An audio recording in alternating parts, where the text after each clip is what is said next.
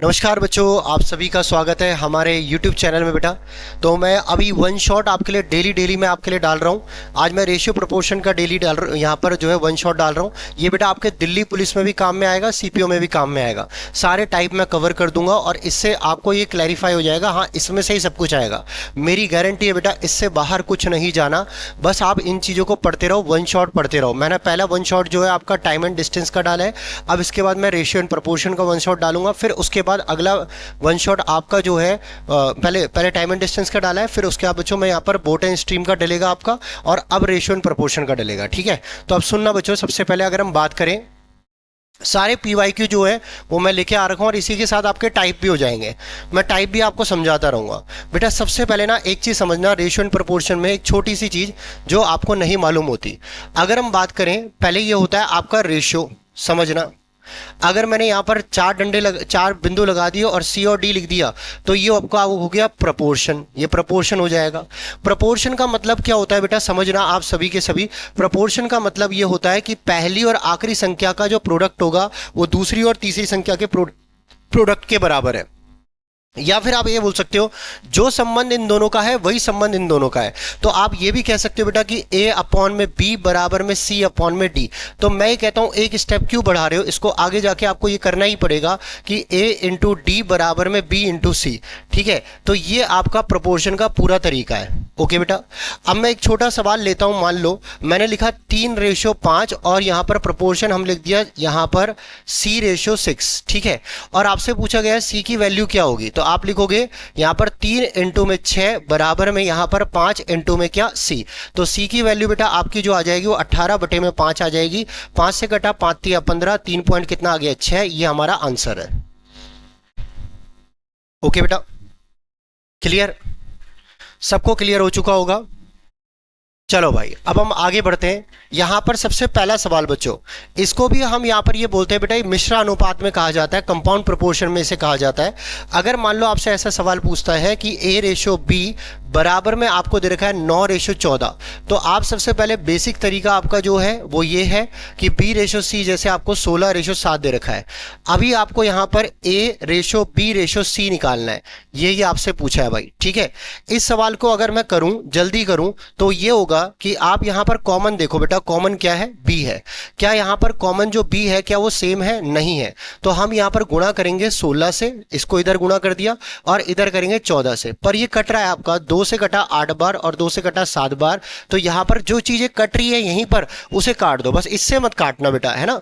तो अब 8 नंबर आपका हो गया 72, फिर उसके बाद रेशियो यहां पर 112, फिर रेशियो 49। इसका करेक्ट आंसर ये आएगा।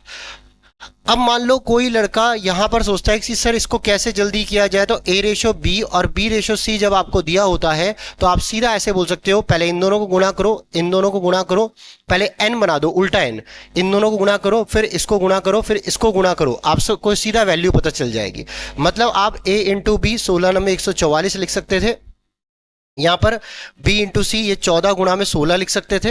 उसके बाद बेटा यहां पर B इंटू में C, अगर हम बात करें, पहले यहां पर हमने A और B को गुणा करा, B और B को गुणा करा और B और C को गुणा करा, तो यहां पर आप 14 गुणा 7 लिख सकते थे। अब ये सब 2 से कट रहे हैं, ये 7 बार कटेगा, ये 8 बार कटेगा और ये 72 बार कटेगा। ठीक है, तो मतलब 72 रेशियो आपका 112 रेशियो यहां पर 49 आ चुका है और ये हमारा आंसर है।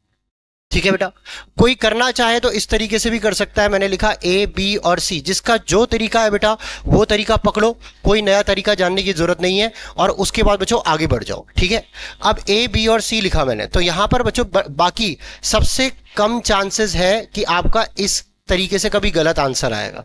ठीक है, अब देखो A और B की बात करें तो ये है आपका 9 और 14, और फिर उसके बाद B और C की बात करें ये है आपका 16 और 7।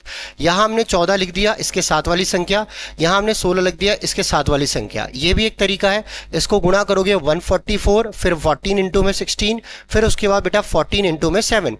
अब इसको सॉल्व करो, 7 से कटा यहाँ 2 से कटा 7 बार, 2 से कटा 7 बार, 2 से कटा यहाँ पर 72 बार, तो ये भी वही आएगा जो हमने अभी निकाला था।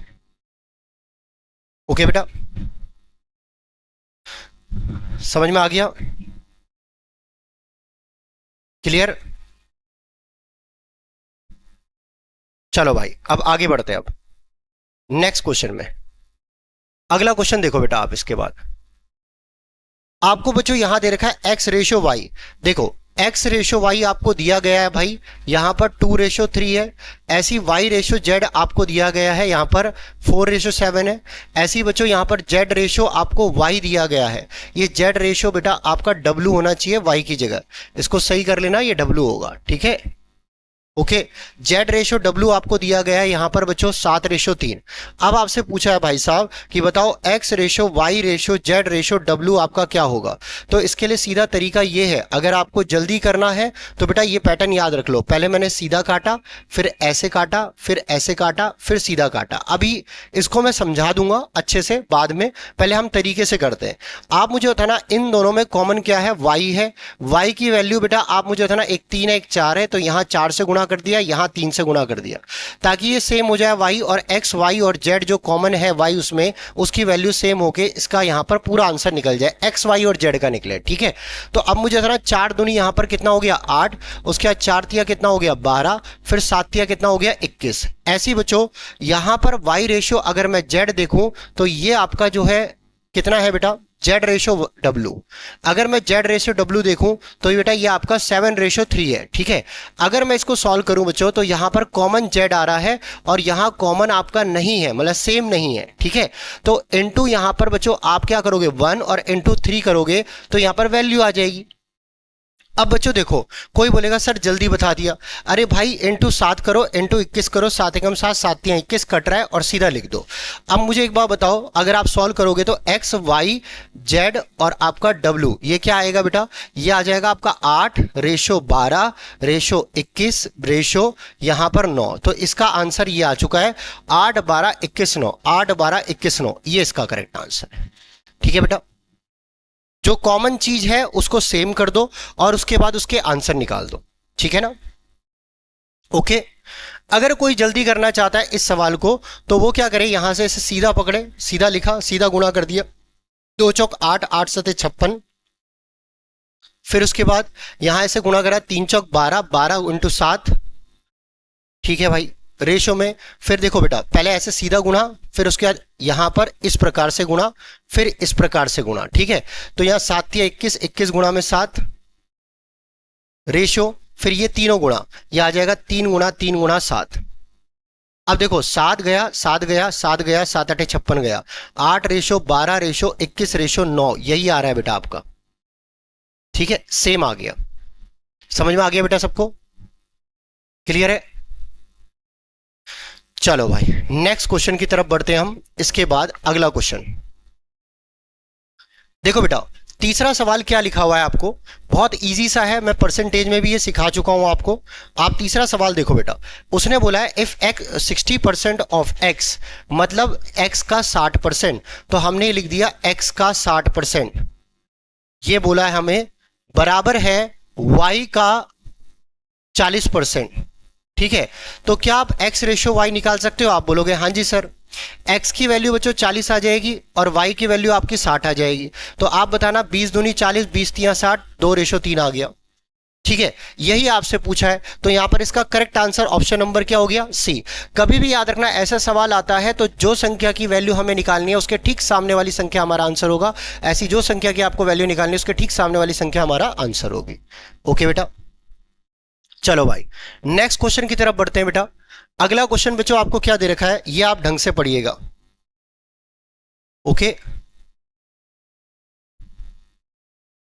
इसमें बेटा कुछ गलती है, इसको छोड़ दो, आगे बढ़ते हैं। ये वाला सवाल देखो बेटा बच्चों, ये कहा है आपसे a plus B ratio a b plus C ratio c plus ए।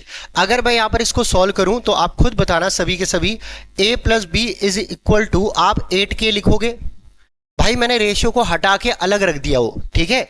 तो a प्लस बी बराबर 8k हो गया। ऐसी आप मुझे बताना b प्लस सी बराबर में आपका जो है 7k आ जाएगा।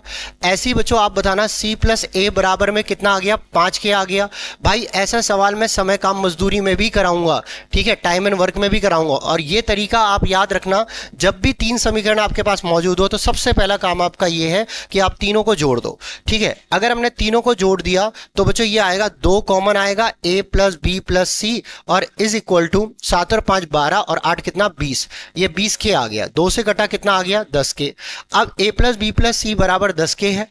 तो आप मुझे बताना सभी के सभी, अगर यहां पर हम एक एक की वैल्यू निकालने चलें तो देखो 10 के में से 8 के घटाऊंगा तो सी की वैल्यू आएगी, ए बी सी के सम में से ए बी को घटाऊंगा सी की वैल्यू आएगी जो कि 2 के होगी। ठीक है, ए बी सी में से बी सी को घटाऊंगा तो ए की वैल्यू आएगी जो कि 3 के होगी। ठीक है, ए बी सी में से सी ए का सम घटाऊंगा तो बेटा यहाँ पर 5 के आएगा, यहाँ पर ये किसकी वैल्यू है बी की, तो इससे के गया तो ये आ गया आपका 3 5 2। इसका correct answer option number B है। क्लियर है बेटा, समझ में आ गया। तो बेटा ये रेशो वाले सवाल रहे आपके। अब मैं लैंग्वेज वाले सवालों की तरफ आगे बढ़ता हूं, तो एक एक करके आप समझना। ये बेटा देखो इसमें पहले अभी लैंग्वेज वाले सवाल आएंगे। इसको सीधा आप कैसे करोगे, ए की वैल्यू 3 है, बी की वैल्यू 4 है, अगर रेशो में दिया है और रेशो में पूछा है सीधा वैल्यू पुट कर दो। तो अब मुझे था ना ए की वैल्यू 3 रखी 5 तिया 15 और बी की वैल्यू 4 रखी 7 चौक 28, 15 और 28 कितना हो जाएगा 43। ऐसे ही बच्चों यहाँ पर 7 तिया 21 और यहाँ पर 5 चौक कितना 20, तो ये हो जाएगा यहाँ पर 41। तो बच्चों आपको क्या लिखना है, यहाँ पर सबसे पहले अगर मैं वैल्यू पुट कर देता हूँ, ठीक है, तो बच्चों यहां पर देखो ए की वैल्यू 3 है, 5 तिया ये 15 आ गया और बी की वैल्यू 7 है, 7 चौक 28 आ गया। ऐसी बच्चों ए की वैल्यू 3 है, ये 21 आ गया, बी की वैल्यू 4 है, ये 20 आ गया। तो मुझे ना 43 रेशियो 41 आ गया। इसका correct answer option number B है। क्या आपको क्लियर समझ में आ गया बेटा? मैं आपका रत्ती भर भी टाइम वेस्ट नहीं कर रहा हूं बेटा, मेन चीजें मैं आपको पढ़ाता हुआ जा रहा हूं। ठीक है, अब देखो इसके बाद अगला सवाल बेटा, ऐसी सेम इसकी वैल्यू पुट करनी है हमें और आंसर निकालना है। ये आप लोग करोगे, आपका होमवर्क है। ओके बेटा, अगला सवाल देखो बच्चों, उसने ये बोला है a बराबर में 5/4 b है भाई। ठीक है, तो मुझे एक बात बताओ सबसे पहले, a अपॉन बी अगर हम देखें तो ये 5 अपॉन में कितना आ जाएगा 4। मतलब इसका मतलब हम ये बोल सकते हैं बेटा, सभी के सभी आप क्या बोल सकते हो कि a रेशो b बराबर में 5 रेशो 4 आ चुका है। ठीक है, इसी प्रकार b रेशो c बराबर में आप बोलोगे 2 रेशो 10 आ गया। ठीक है, कॉमन क्या है बच्चों b है, आप बताना इसकी वैल्यू सेम है, नहीं, इनटू किससे करेंगे 2 से, तो ये a b और c की वैल्यू आप बताओ कितनी आ जाएगी 5 4 और कितना 20। ठीक है, तो ऑप्शन नंबर कौन सा आंसर इसका डी। क्लियर है बेटा, समझ में आ गया? क्लियर है बेटा, मैं रिकॉर्डिंग वीडियो कर रहा हूं, रिकॉर्डेड इसलिए कर रहा हूं ताकि आपका टाइम वेस्ट ना हो। वैसे मैं लाइव आ रहा था पर इन्होंने एग्जाम डेट बहुत जल्दी दे दी है तो उस अनुसार हम चल रहे हैं। ठीक है, चलो आगे बढ़ते हैं नेक्स्ट क्वेश्चन में। 9th क्वेश्चन आप लोग खुद करेंगे बेटा, इस सवाल को एक बार पढ़िए, उसने बोला क्या है, पर बहुत अच्छा सवाल है ये, एक बार पढ़ लीजिए इसे, ये सवाल आपको कई जगह पूछेगा। ठीक है, देखो बेटा ये बोला है आपसे P ratio Q plus R की value, P ratio Q plus R की वैल्यू ये आपको दी गई है मेरे भाई लोगों 2 रेशो 5। ठीक है, इसी प्रकार R रेशो और यहां पर P प्लस क्यू की वैल्यू ये आपको दी गई है 6 रेशो 7। अब आप देखोगे सर कुछ भी कॉमन नहीं है, तो इस सवाल की सबसे बड़ी पहचान ये है कि इसमें कुछ भी कॉमन नहीं है। अब जब कॉमन नहीं होता पर संख्या वही है, देखो यहां P Q R है और यहां भी P Q R है, तो आप देखो इनका सम तो सेम होगा, P plus Q plus R का जो सम होगा योग होगा वो सेम होगा भाई। तो आप मुझे बताना 5 और 2 कितनी हो गई बेटा 7 आ गई। ठीक है, इसी प्रकार आप बताना 6 और 7 कितनी आ गई 13 आ गई। तो आप ये बताओ बच्चों, एक का सम 7 है, एक का सम 13 है, अगर दोनों का सम मैं सेम कर दूं, मतलब इसको मैं 13 से गुणा कर दूं और इसको पूरे को 7 से गुणा कर दूं, तो दोनों का सम सेम निकल जाएगा। तो आप यहां पर 13 दूनी मुझे बताना, इसकी वैल्यू P की वैल्यू 26 आएगी और 13 पंजे ये 65 आ जाएगा। तो अब ये नई वैल्यू आ चुकी है। इसी प्रकार 7 से कितना हो जाएगा 42 और मुझे बताना 7 सत्ते कितना हो जाएगा 49। ठीक है, अब आप लोग सभी के सभी बताओ, पहले तो P की वैल्यू हमें पता चल गई, पूछा क्या है लास्ट में बेटा, आपसे पूछा है Q ratio P plus R, ये पूछा है। तो आप ये बताना Q की वैल्यू, अगर पहले तो P की वैल्यू टोटल मिलाकर आपको पता चल रहा है इन दोनों का सम 13 सत्ते 91 आ रहा है। अब मुझे ना P जो है वो 26 है, R जो है 42 है। ओके, और 26 और 42 को जोड़ूंगा तो 68 आ जाएगा P और R की वैल्यू। और 68 वाला एक ही ऑप्शन है, तो ये इसका आंसर हो गया। अब क्यू मान लो आपको निकालना होता तो 91 में से इन दोनों का सम घटा देते, टोटल सम में से पी और आर को घटा देंगे तो क्यू ही तो आएगा भाई। तो 91 में से अगर 68 घटाएंगे तो 23 आएगा, ये इसका करेक्ट आंसर होगा, जो कि ऑप्शन नंबर बी है। समझ में आ गया बेटा? क्लियर है? चलो भाई आगे बढ़ते हैं। Next question, 9th question. बेटा ये वाला सवाल देखो, बहुत ही बढ़िया मस्त सवाल है। आप देखोगे, इसे पढ़ोगे तो क्या लिखा हुआ है एक बार आप देखो। इस सवाल के अंदर हम देखें तो m plus n ratio m minus n is equal to 7 ratio 5 है। ठीक है, तो अगर दो संख्याओं का सम और दो संख्याओं का डिफरेंस आपको दे रखा हो रेशो में, तो सीधा बेटा लिखा करो, बड़ी संख्या निकालनी है और छोटी संख्या निकालनी है। तो ऐसे करोगे, बड़ी संख्या निकालनी है तो दोनों को जोड़ दो, 12 आ गया, और छोटी संख्या निकालनी है तो दोनों को घटा दो, ये आपका यहां पर 2 आ गया। 2 एकम 2, 2 छिक 12, तो यहां पर 6 रेशो 1 आ गया। m की वैल्यू 6, n की वैल्यू 1 आ गई। हम वैल्यू पुट कर देंगे बेटा, तो यहां पर m क्यूब मतलब 6 का क्यूब 216 और 1 का क्यूब 1, रेशियो में ऐसी 6 का क्यूब 216 और माइनस में 1। आप ये बताओ ये कितना आएगा? 217, और ये आएगा 215। अगर ये कट रहा है तो काट दो, नहीं कट रहा तो ऐसे ही लिख दोगे। तो 217 रेशियो 215, ये इसका करेक्ट आंसर है। क्लियर है बेटा? समझ में आ रहा है सब कुछ? स्पीडली तो नहीं चल रहा? मेरे हिसाब से नहीं चल रहा होगा। अब आगे बढ़ते हैं। अगला क्वेश्चन देखो बेटा, भाई साहब ये बोला हुआ है 3y बराबर में a है, तो आप बताना y 3y बराबर a है, तो a की वैल्यू y के रूप में, y और b का रेशियो पूछा है। ठीक है, तो इस a की जगह सीधा मैं यहां पर 3y पुट कर सकता हूं, 6 इंटू में 3y a की जगह, और इज इक्वल टू 3b। अब 3 से 3 गया, तो बताना आपसे y अपॉन b पूछा है, तो y अपॉन b पूछा है, तो बताना यहां साइड क्या बचा? 1, तो y की वैल्यू 1 और b की वैल्यू क्या? 6, तो इसका आंसर 1/6 इसका करेक्ट आंसर है। क्लियर बेटा? आ गया होगा। इस सवाल को आप करोगे, के वाला है, कुछ अलग नहीं है। अब बच्चों सुनो, इसके बाद अगला सवाल, इस क्वेश्चन में बेटा गड़बड़ है, इसको रहने दो बेटा, थोड़ा टाइप भी जल्दी से हो रहा है तो शायद टाइम ना मिला हो। ओके, इस सवाल को देखो बेटा आप, भाई क्या लिखा हुआ है एक बार सभी बताइएगा। ए स्क्वायर प्लस बी स्क्वायर बराबर में कितना के है? 34k लिखोगे। ठीक है, ऐसे ही बच्चों आप बोलोगे B square plus C square is equal to, आप क्या बोलोगे यहां पर 61k। इसी प्रकार बच्चों अगर हम बात करें सी स्क्वायर प्लस ए स्क्वायर, ये बराबर में आपको लिखा हुआ है 45k। बेटा हमने रेशियो से अलग लेके आ गए, इसलिए उसके आगे k लगा दिया, x भी लगा सकते हो। अब ये बताओ ए स्क्वायर 2 बार, बी स्क्वायर 2 बार, सी स्क्वायर 2 बार, तो सीधा आप कॉमन लोगे 2 और लिखोगे A square plus B square plus C square. तो हम डायरेक्ट ऐसे लिख सकते हैं क्या? A square plus B square plus में सी स्क्वायर और इज इक्वल टू, इन तीनों को जोड़ के आधा कर देंगे। 45 और 61 को करेंगे 106 आएगा, 106 में अगर 34 जोड़ेंगे तो 140 आएगा, 140 का आधा 70 के आ गया। अब एक एक करके आप वैल्यू निकाल सकते हो। A ratio B ratio C पूछा है, तो बताना ए स्क्वायर की value, A square plus B square plus C square, मतलब 70 के में से अगर मैं 34 के घटाऊंगा तो सी स्क्वायर की वैल्यू आएगी। सी स्क्वायर की वैल्यू आप खुद बताना बेटा, इन दोनों को घटाकर 36 आ रहा है, तो यहां पर 6 के आएगा। ठीक है, ये सी की वैल्यू आ गई। इसी प्रकार बेटा अगर हम बात करें तो ए स्क्वायर की वैल्यू क्या होगी? 70 के में से अगर 61 के घटाऊंगा तो बेटा 9 के आए, 9 मतलब 9 के स्क्वायर आएगा, और ए की वैल्यू यहां पर आपकी 3 के आ जाएगी। ठीक है, अब बी की बारी, इसमें से इसको घटाऊंगा 25 आएगा, 25 किसका स्क्वायर है बेटा? 5 का, तो यहाँ 5 के आ जाएगा। इससे ये गया, इससे ये गया, तो यहाँ पर 3 रेशो 5 रेशो, यहाँ पर आपका 6 आंसर आ चुका है। ऑप्शन नंबर कौन सा? बी। ओके बेटा, मैं चाहता इन चीजों को बहुत आराम से समझा सकता था, पर मुझे आपकी टाइम की कदरी है, चाहे मैं रिकॉर्डेड वीडियो करूं चाहे मैं लाइव वीडियो करूं। ठीक है, चलो आगे बढ़ते हैं। अब ये सवाल आप करोगे 15 वाला, 16 वाला भी आप करोगे, बहुत इजी है। इसके बाद अगला सवाल बेटा ये करके बताओ।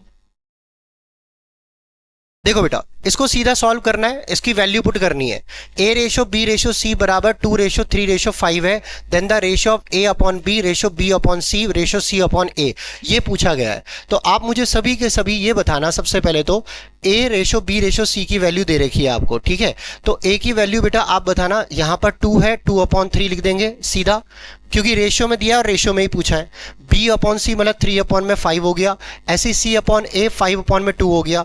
आप एलसीएम निकालोगे बेटा, एलसीएम 3 5 2 का यहाँ पर 30 आ गया, 30 में 3 का भाग दिया 10, 10 दूनी 20 आ गया, 30 में 5 का भाग दिया 6, 6 तिया 18 आ गया, 30 में 2 का भाग दिया 15, 15 पंजे कितना 75 आ गया। अब नीचे वाली संख्या कट जाती है क्योंकि वो कॉमन है, तो 20, 18 और 75 इसका करेक्ट आंसर होगा, ऑप्शन नंबर डी इसका आंसर है। ओके, चलो भाई आगे बढ़ते हैं। 18 क्वेश्चन, इसमें वैल्यू पुट करनी है बेटा और आपको वैल्यू बतानी है, फिर ये आप करोगे। अगला बच्चों प्रपोर्शन का सवाल आ गया। अभी मैंने आपको क्या बताया था, जब 4 बिंदु आपको दिखे तो आप बोलोगे a इंटू डी बराबर b इंटू सी, तो आप लिखोगे 21 इंटू में क्या x इज इक्वल टू यहां पर 60 इंटू में 7, ठीक है। x की वैल्यू बच्चों यहां पर 3 से कटा 7 बार और 3 से कटा 20 बार, 7 से 7 गया, x की वैल्यू यहां पर 20 आ चुकी है, जो कि आपका आंसर ऑप्शन नंबर सी हो जाएगा, ठीक है। चलो भाई नेक्स्ट क्वेश्चन। अब इसने बोला है इसका मीन प्रोपोर्शन निकालना है। कभी भी याद रखना, जब भी आपसे मीन प्रोपोर्शन बोलेगा या एवरेज प्रोपोर्शन बोलेगा तो आपको याद रखना है बीच वाले की वैल्यू निकालनी है।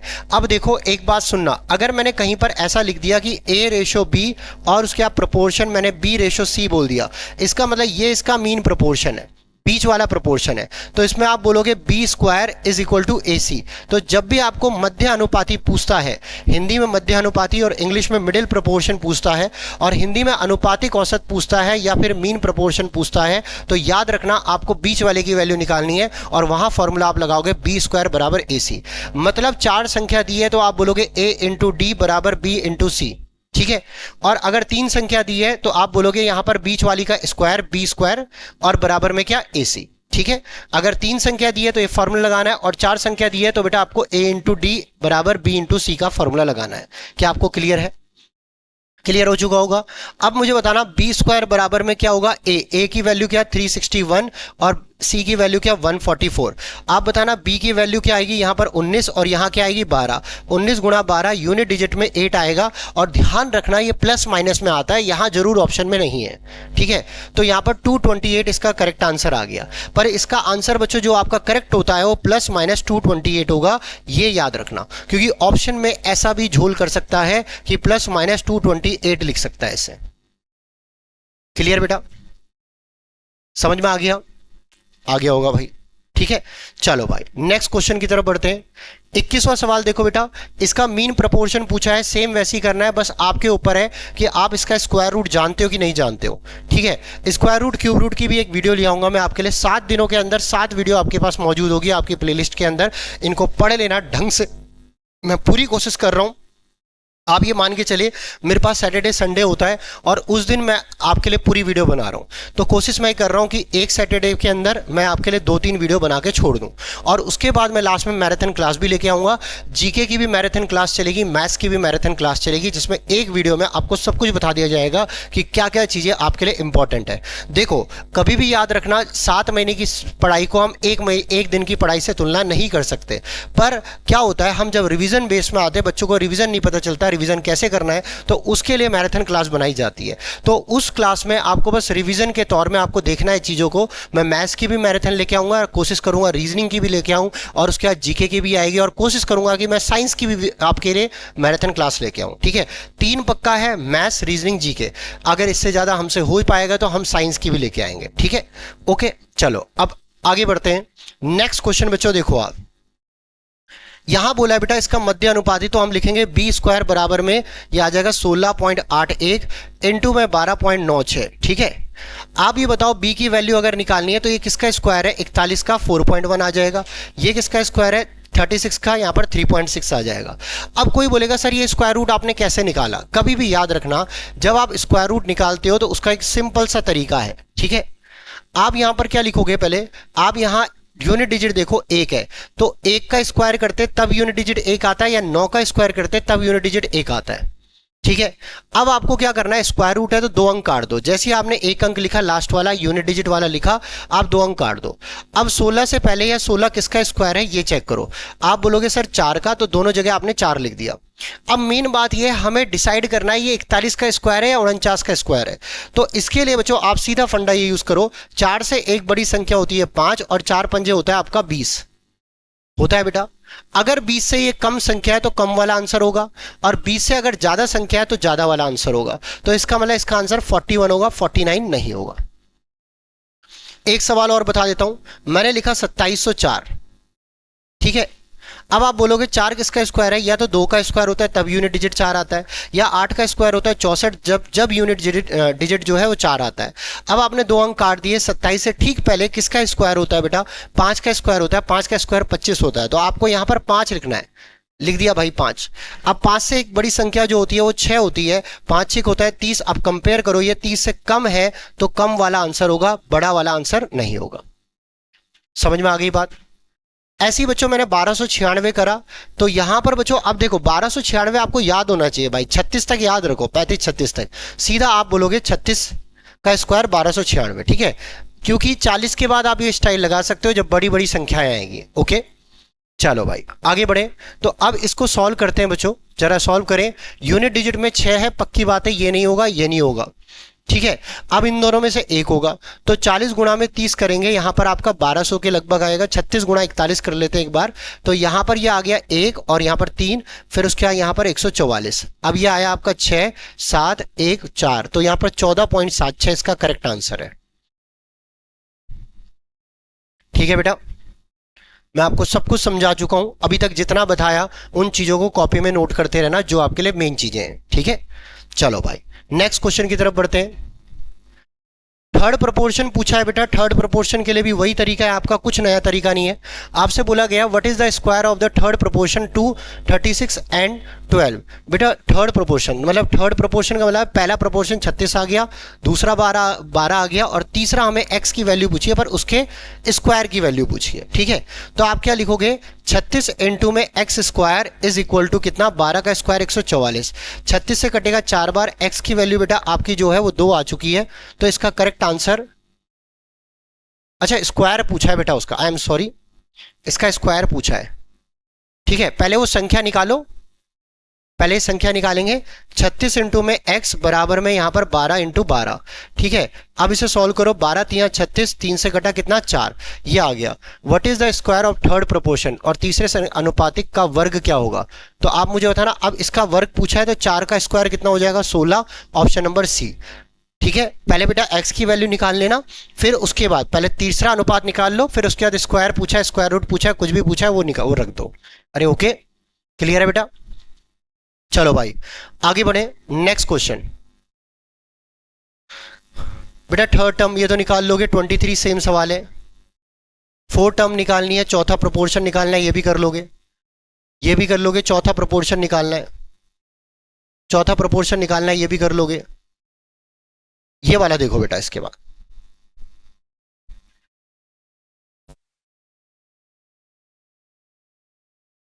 देख ले एक बार, रिकॉर्ड तो हो रही है ना।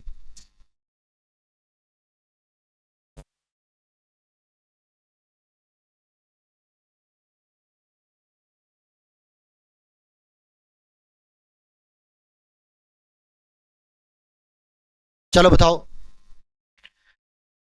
8 9 15 के चतुर्थ समानुपाती और 12 18 20 के चतुर्थ समानुपाती के बीच का अनुपात ज्ञात करो। बेटा उसने बोला 8 9 15 का चतुर्थ समानुपाती, इसको हमने x बोल दिया, और 12 18 20, 12 18 20 इसका चतुर्थ समानुपाती, इसका बच्चों इसको हमने y बोल दिया। इन दोनों का रेशियो निकालना है, तो पहले आप क्या लिखोगे, 8x बराबर में 9 इंटू में 15।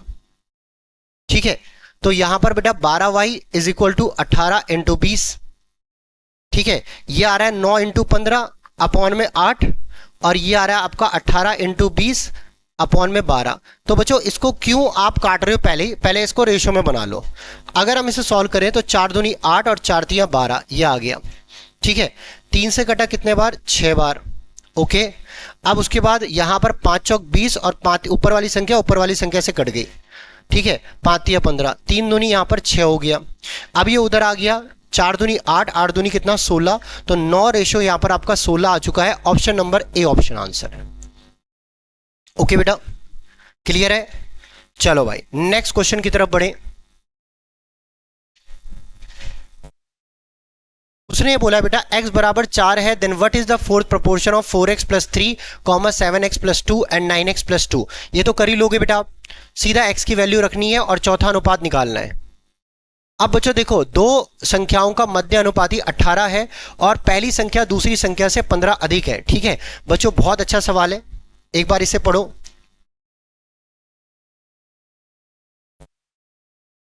देखो, दो संख्याओं का मध्य अनुपाती 18 है, तो पहली दूसरी और तीसरी, इसका मध्य अनुपाती 18 दे रखा है बेटा, ये आपकी 18 आ गई, ठीक है।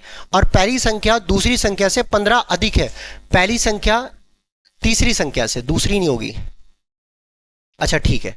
मध्य अनुपाती दे रखा है, पहली संख्या दूसरी संख्या से 15 कितने अधिक है, 15 अधिक है, ओके है ना, यही बोला है, ठीक है। तीसरी से होना चाहिए था बेटा, 2 number, if the mean proportion of 2 number is 18 and the first number is 15 more than the second, ठीक है ठीक है ठीक है ठीक।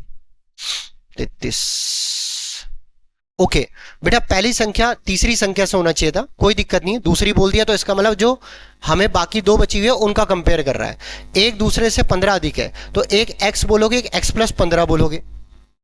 अब आप लिखोगे x plus 15 into x is equal to, आप बोलोगे यहां पर 18 का स्क्वायर 324। अब आप वैल्यू प्लेस करो बेटा एक एक करके। अगर मैंने इसे 18 पुट करा बड़ी संख्या को, क्योंकि पहली संख्या पूछी है, तो बेटा 18 पुट करा तो ये 3 आएगा, 18 तिया 54 होता है, ये नहीं होगा आंसर। अगर मैंने 36 पुट करा तो मुझे बताना 36 इंटू में ये 15 कम कर दो, ये 21 आएगा, यूनिट डिजिट देखो 6 कम 6, ये भी आंसर नहीं होगा। अगर मैंने इसे 27 प्लेस करा तो 27 में से 15 घटाओ, कितना आएगा 12। अब देखो 7 दूनी 14, यूनिट डिजिट मिल रहा है, तो इसका मतलब यही हमारा क्या है, आंसर, खत्म। अरे ओके, समझ में आ गई बात, क्लियर है बेटा सबको। चलो भाई आगे बढ़े नेक्स्ट। बच्चों देखो, अब उसने बोला है, अब लैंग्वेज वाले सवाल आपके स्टार्ट हो चुके हैं और ये बहुत अच्छे सवाल है। इनमें कई सवालों में मैं ढंग से आपको समझाता हुआ चलूंगा, क्योंकि ये पेपर में आपके बहुत पूछे जाते हैं। बोला है, एक स्कूल में लड़कों की संख्या का लड़कियों की संख्या से अनुपात 9:13 है, मतलब बॉयज और गर्ल्स का जो रेशो है वो 9:13 है, ये 9:13 लिख दिया, ठीक है। यदि स्कूल में लड़कों और लड़कियों की कुल संख्या 2134 है, ठीक है, लड़के और लड़कियों की कुल संख्या हमारे हिसाब से 22 यूनिट है, और 22 यूनिट की वैल्यू बेटा 2134 के बराबर, 2134 बटे में 22 लिख दिया यहां पर, और उस स्कूल में लड़कों की संख्या कितनी होगी तो इंटू 9 कर दिया।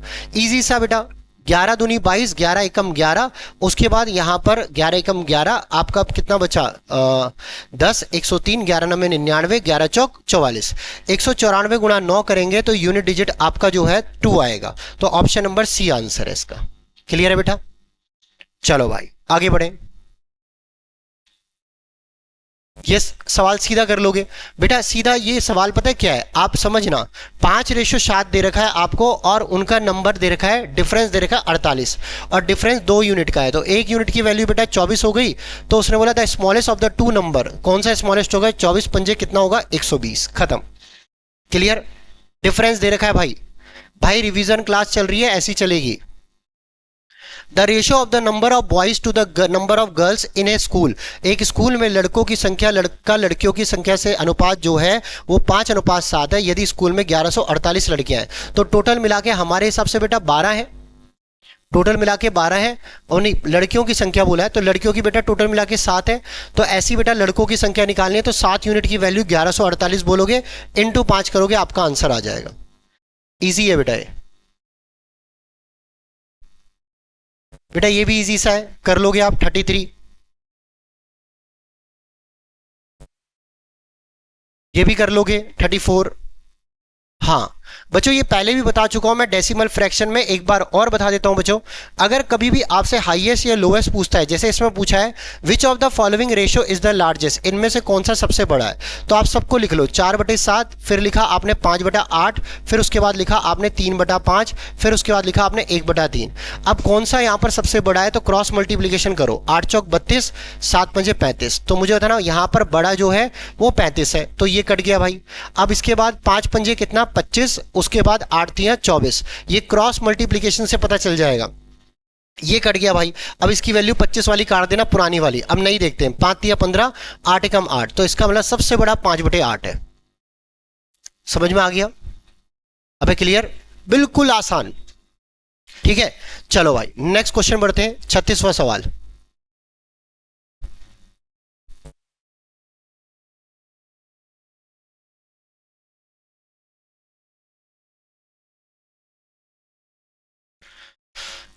बच्चों इसने बोला है, ध्यान से पढ़ना, गेहूं और चावल के बाजार मूल्य का अनुपात 3:8 है।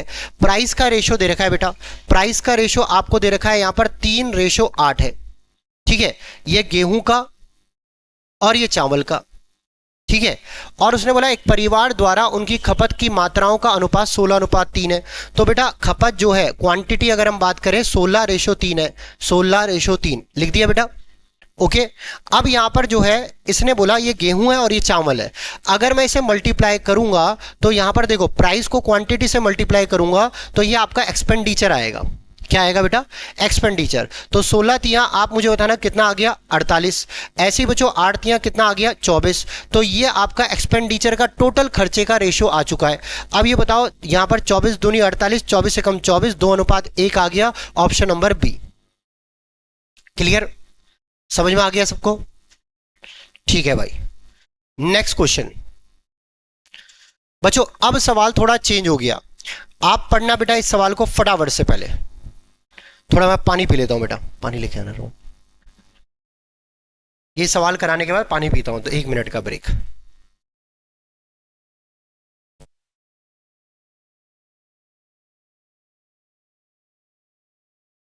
वहां से लिया, बोतल गिलास में लिया, नहीं तो हाँ हाँ एक ही किया तूने जब से। ठीक है ठीक है, चलो भाई बताओ। उसने बोला तीन संख्याओं का अनुपात 4:3:7 में है तथा उनके वर्गों का योग 666 है। बेटा यहां वर्गों का योग दिया है, संख्याओं का योग नहीं दिया, कहीं आप यूनिट करके मत कर देना। 4 का स्क्वायर 16, 3 का स्क्वायर 9, उसके बाद 7 का स्क्वायर 21 और उसको यहां पर जोड़ के फिर सॉल्व कर रहे हो। बेटा याद रखना, फिर अगर सॉल्व करोगे आप मतलब पूरा एक्स मान के करोगे तो आपको पूरा पता चल जाएगा। जैसे मैं आपको एक एग्जाम्पल बताता हूं, अगर मैं इसको देखो बेटा, जब भी आपको वर्गों का योग बोले या प्रोडक्ट बोले, वर्गों का योग बोले या प्रोडक्ट बोले, तो याद रखना वहां एक्स स्क्वायर की फॉर्म में आता है। तब आप यहां पर सीधा सीधा नहीं लिख सकते, सीधा इस यूनिट की वैल्यू इसके बराबर नहीं कर सकते। ठीक है, तब करोगे भी तो आपको एक बात का ध्यान रखना है, अभी आगे बताऊंगा, पहले सुनो।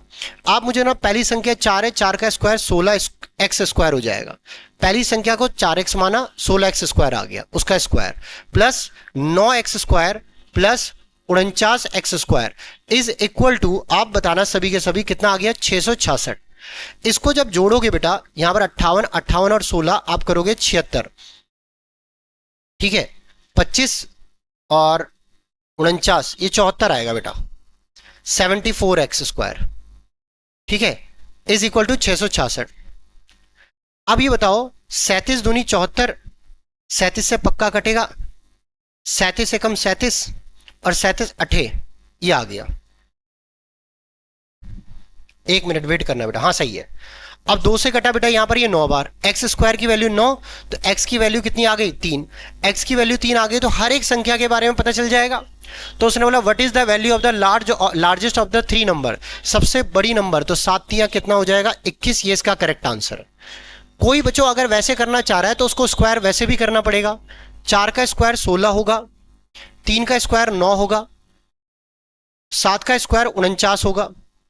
इसकी इतने की यूनिट की वैल्यू बेटा किसके बराबर होगी 666 के, तो आप लिखोगे 666 अपॉन में कितना, यहां पर 74। बस आपको याद रखना इन सवालों में रूट लगाना है।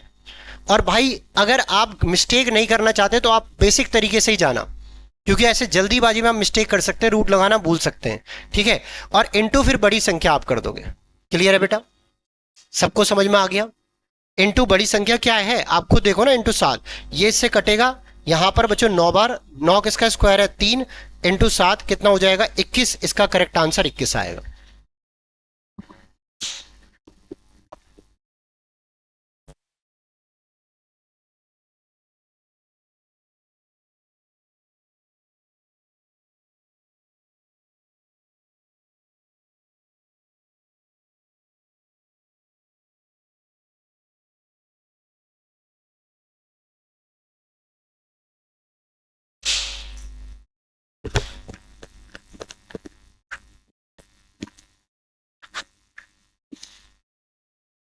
ठीक है, चलो भाई नेक्स्ट क्वेश्चन की तरफ बढ़े। भाई ये वाला सवाल तो मैं परसेंटेज में भी करा चुका हूं, पर एक बार मैं आपको बता देता हूं। दो संख्याएं एक तीसरी संख्या से क्रम से 25% और 60% अधिक है। तो बेटा दो संख्या, पहली दूसरी और तीसरी, दो संख्या एक तीसरी संख्या से 25% और 60% अधिक है। तो तीसरी अगर 100 है तो ये आ जाएगा 125 और ये आ जाएगा 160। ठीक है, अब पहली दो संख्याओं का अनुपात क्या होगा? तो इन दोनों का अनुपात देखो, 5 से कटा कितना आ गया 25, 5 से कटा कितना आ गया 32, तो ये 25:32 आ गया, ऑप्शन नंबर सी। रोहन बंद कर दे उसे, आवाज आ रही है वहां से बंद कर। मेन गेट, मेन गेट बोलता हूं मैं। चलो बच्चों अगला सवाल देखो। इस सवाल को करने के दो तरीके हैं, आप दोनों में से किसी का भी यूज कर सकते हो बेटा। ठीक है, आपकी मर्जी है, पर बच्चों यहां पर बेसिक तरीके से मैं बताना चाह रहा हूं, क्योंकि यहां पर कई लोग बेसिक तरीके से इन सवालों को करते हैं, वो ज्यादा आसान होते हैं। अगर यही सीजीएल का बैच होता तो मैं आपको उस तरीके से भी बताता। ठीक है, पर ये मत सोचना किसी ने अगर दूसरे तरीके से पढ़ा हुआ है तो दूसरे तरीके से भी कर सकता है। मेन है आपका रिवीजन, आप देखो फटाफट से एक एक चैप्टर का रिवीजन करो 5-6 दिन के अंदर। ओके, अब सुनो, सबसे पहले क्या बोला है, दो संख्याओं का अनुपात जो है 5:8 के अनुपात में है। यदि पहली संख्या में से 15 घटाया जाता है, पहली संख्या में से 15 घटाया जाता है, तो मुझे ना पहली संख्या हमने 5x मान ली और दूसरी हमने मान ली 8x। ठीक है, पहली संख्या में से अगर 15 घटाया जाए और उसने क्या बोला है यहां पर, और दूसरी संख्या में 18 जोड़ा जाए, तो बच्चों यहां पर जो ये रेशियो बन गया वो 1/3 बन गया। अब इसको क्रॉस मल्टीप्लाई कर सकते हो, 5×3 15x और 15×3 45। तो यहां पर 15x और माइनस में आप लिखोगे 45 इज इक्वल टू कितना 8x प्लस में क्या 18। आप ये बताओ सभी के सभी यहां पर कितना आ जाएगा 7x बराबर में क्या 63। x की वैल्यू बेटा कितनी आ चुकी है 9। आप ये बताओ दोनों संख्याओं के बीच का अंतर पूछा हुआ है, तो दोनों संख्याओं के बीच का अंतर जो है वो 3 का है, और यहां पर 3 गुणा में 9 कितना होता है 27। इसका करेक्ट आंसर है। क्लियर बेटा?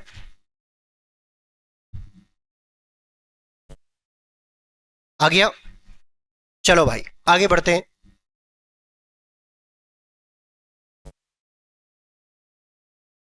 बेटा ये बिल्कुल सिंपल सवाल है, ये आप लोग करोगे, कुछ अलग नहीं है उसमें। चलो ये वाला करके बताओ।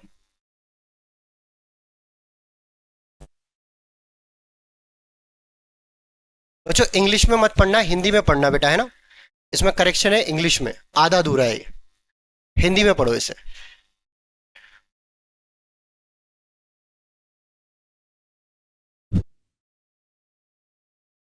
देखो बेटा, आय और व्यय का अनुपात 9:5 है, मतलब यहां पर बच्चों इनकम और खर्चे का अनुपात जो है वो यहां पर जो है 9:5 है। तो बचत यहां पर 4 आ गई एक तरह से।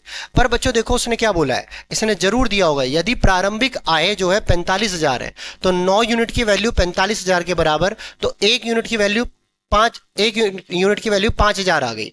तो आप एक जगह लिखो भाई साहब इनकम, एक जगह लिखो खर्चा मतलब एक्सपेंडिचर, और एक जगह लिखो सेविंग मतलब बचत। ठीक है, आपने 45,000 रुपए कमाए और उसमें से आपने खर्चा कर दिया, एक यूनिट की वैल्यू 5,000 थी, 5×5 25,000 रुपए। तो भाई साहब आपने बचाया कितना 20,000 रुपए। ठीक है, अब उसने बोला है आय में 40% की वृद्धि हो जाती है, इनकम में 40% का इंक्रीज हो गया, तो 40% का इनकम में इंक्रीज हुआ तो इसका 40% अगर देखें, इसका बेटा 10% जो होगा आपका 4500 होगा, इसका 40% अगर हम देखें तो बेटा ये 180, मतलब उसके आगे 1800, 18,000, ये 18,000 इनकम बढ़ी है। और खर्चा पहले से 10% कम हो गया, खर्चा पहले से 10% कम हो गया, 2500 कम हो चुका है, ठीक है। तो अगर इनकम आपकी 18,000 बढ़ी और खर्चा 2500 कम हो गया, तो मुझे बताना सेविंग जो है वो आपकी बढ़ गई होगी पहले से।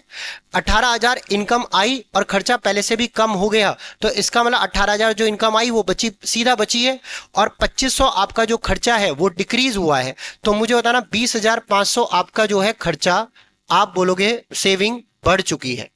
अब आपसे बस ये पूछा हुआ है टोटल सेविंग जो है आपकी कितनी हो गई, तो आप बोलोगे 40,500 आपकी सेविंग हो गई, ऑप्शन नंबर ए आंसर।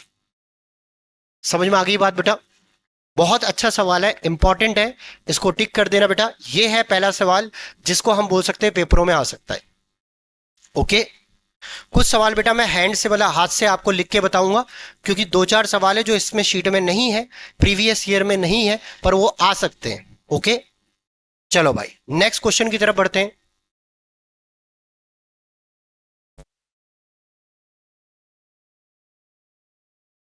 देखो बेटा, अब इस सवाल को देखो, आप सभी के सभी पढ़ो।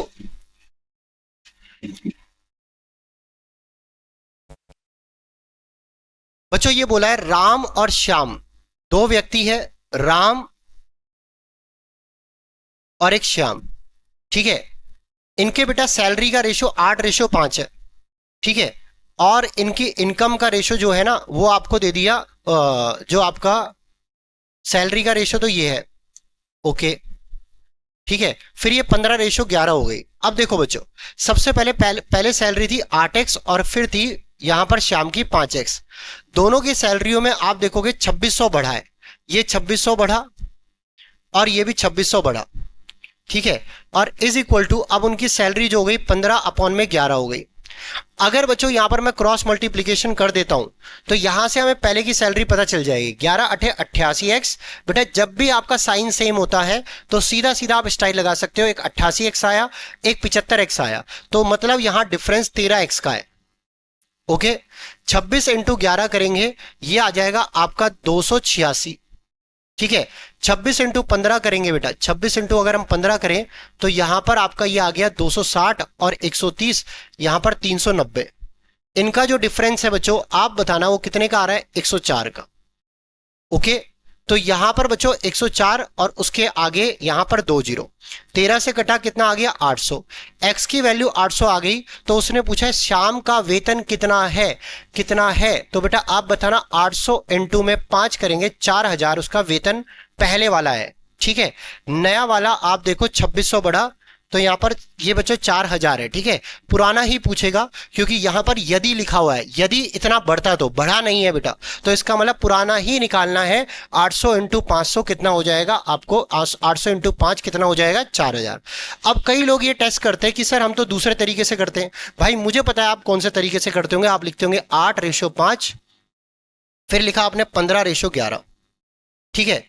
आप बोलोगे यहां पर डिफरेंस 3 का है और ये 4 का है, फिर आप एलसीएम निकालते हो 12, तो इसको 4 से पूरा गुणा कर दिया और इसको 3 से पूरा गुणा कर दिया, फिर उसके बाद देखोगे आप कितना बढ़ रहा है दोनों का, ठीक है। तो अब मैं ये कहता हूं आपकी मर्जी है, आप जिस भी तरीके से करना चाहो। पहले आप डिफरेंस को सेम करते हो, उसके बाद आपको पता है कि डिफरेंस को सेम इनके डिफरेंस को सेम करने के बाद अब जितनी यूनिट यहां बढ़ेगा उसकी वैल्यू होगी किसके बराबर, 2600 के बराबर।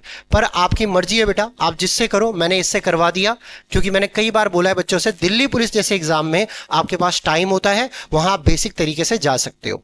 ओके, चलो आगे बढ़ते हैं। और कुछ चैप्टरों में बोलता हूं मैं बस, रेशियो में, एवरेज में, इसमें बेसिक तरीके से जाओ, बाकी हर जगह स्टाइल यूज करो।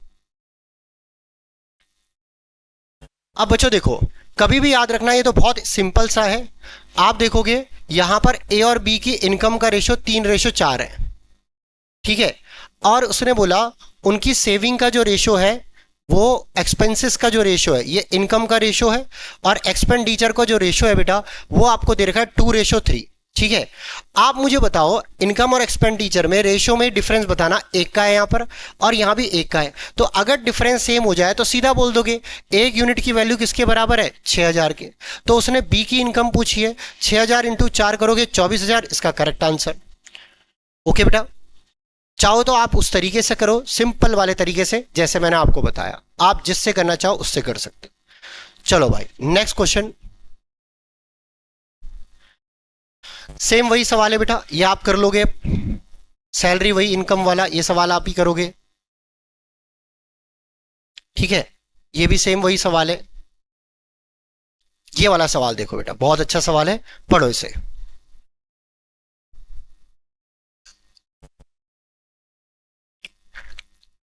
एक ही सवाल हुआ अभी, सॉल्यूशन नहीं लिखने भाई।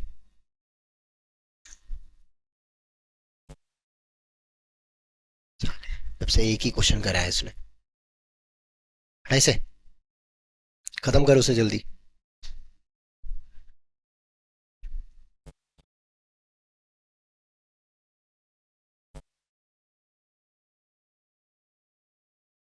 फोर्टी सेवन देखो बेटा आप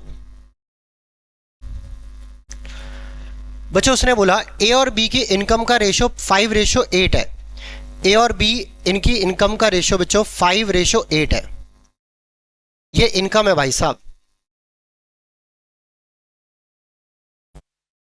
ठीक है।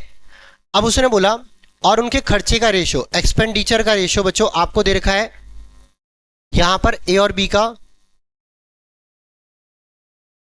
1:2। ठीक है, यदि बी के खर्च का 80% ए की आय के बराबर है, यदि बी के खर्च का 80%, बी का खर्च कितना है 2 यूनिट कुछ भी कह लो, इसका 80%, ठीक है, ये ए की आय के बराबर है, ए की आय के बराबर है। ठीक है भाई, तो हम ये बोल सकते हैं ये 5x है और ये 2y है, क्योंकि बेटा ये अलग रेशियो से उठाया, ये अलग रेशियो से उठाया।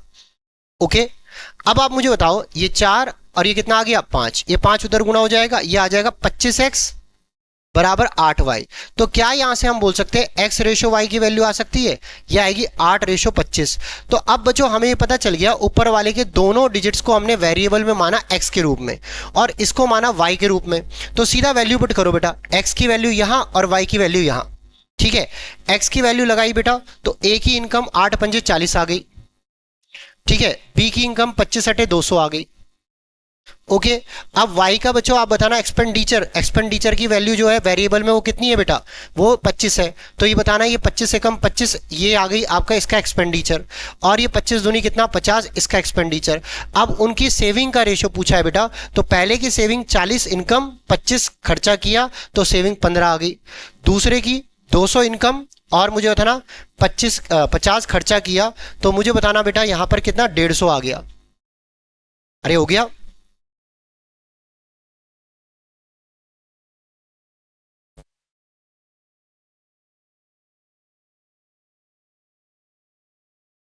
सॉरी बेटा ये 8×8 = 64 होगा, यहां गलती करी मैंने ना बेटा, इसको मैंने 8 से गुणा करा पर इसको मैंने 25 से गुणा कर दिया। तो 64 में से 50 गया, कितना आ गया 14। तो बच्चों यहां पर 15:14 आया, option number C option answer है। अरे बच्चों देखो एक्स वेरिएबल की वैल्यू 8 थी, तो यहां दोनों को 8 से गुणा करना था और यहां दोनों को 25 से गुणा करना है। ठीक है, तो इनकम ए की 40 और एक्सपेंडिचर ए का जो है वो 25। तो मतलब 40 में से खर्चा 25 किया तो कितना बचेगा 15। 64 में से बेटा 50 खर्चा किया तो कितना बचेगा 14। तो 15:14 इसका करेक्ट आंसर है। ठीक है बेटा, क्लियर है आगे सबको। चलो भाई 48,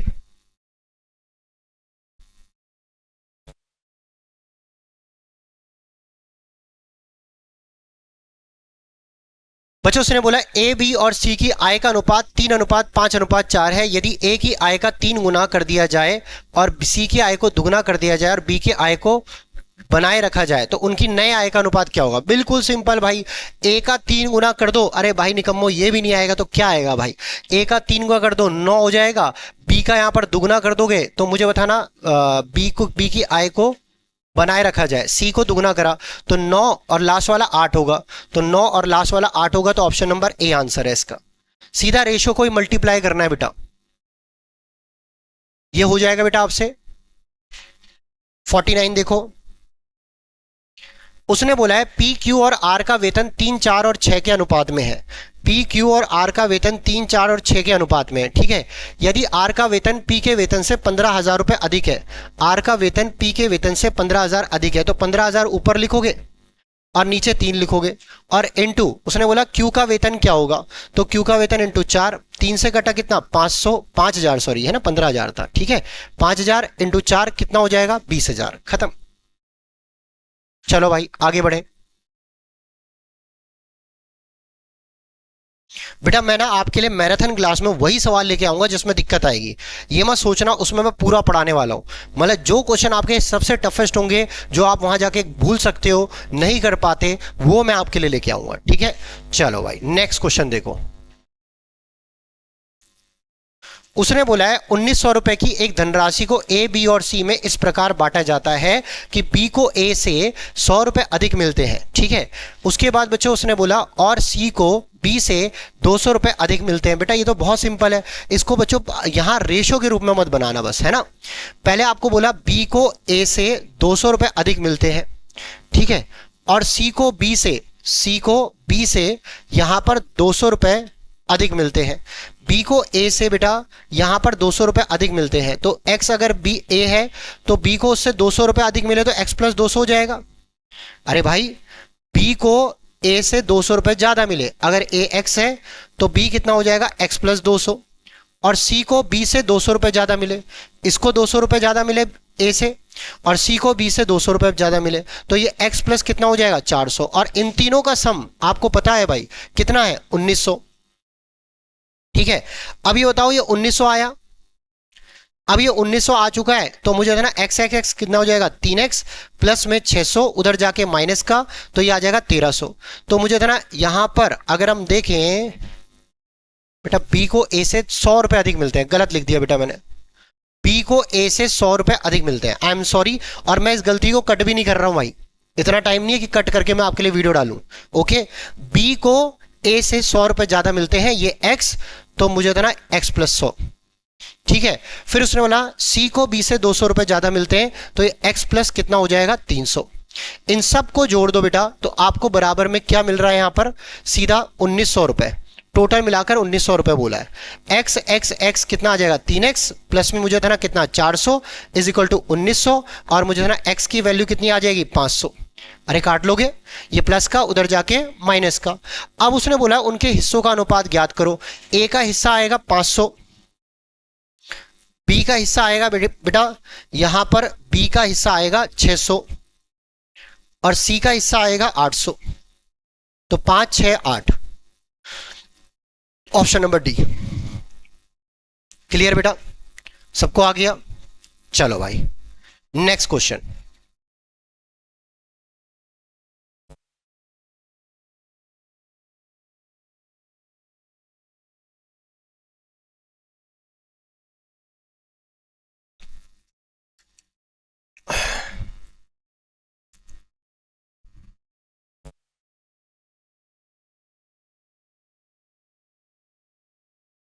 चलो अगला देखो बेटा,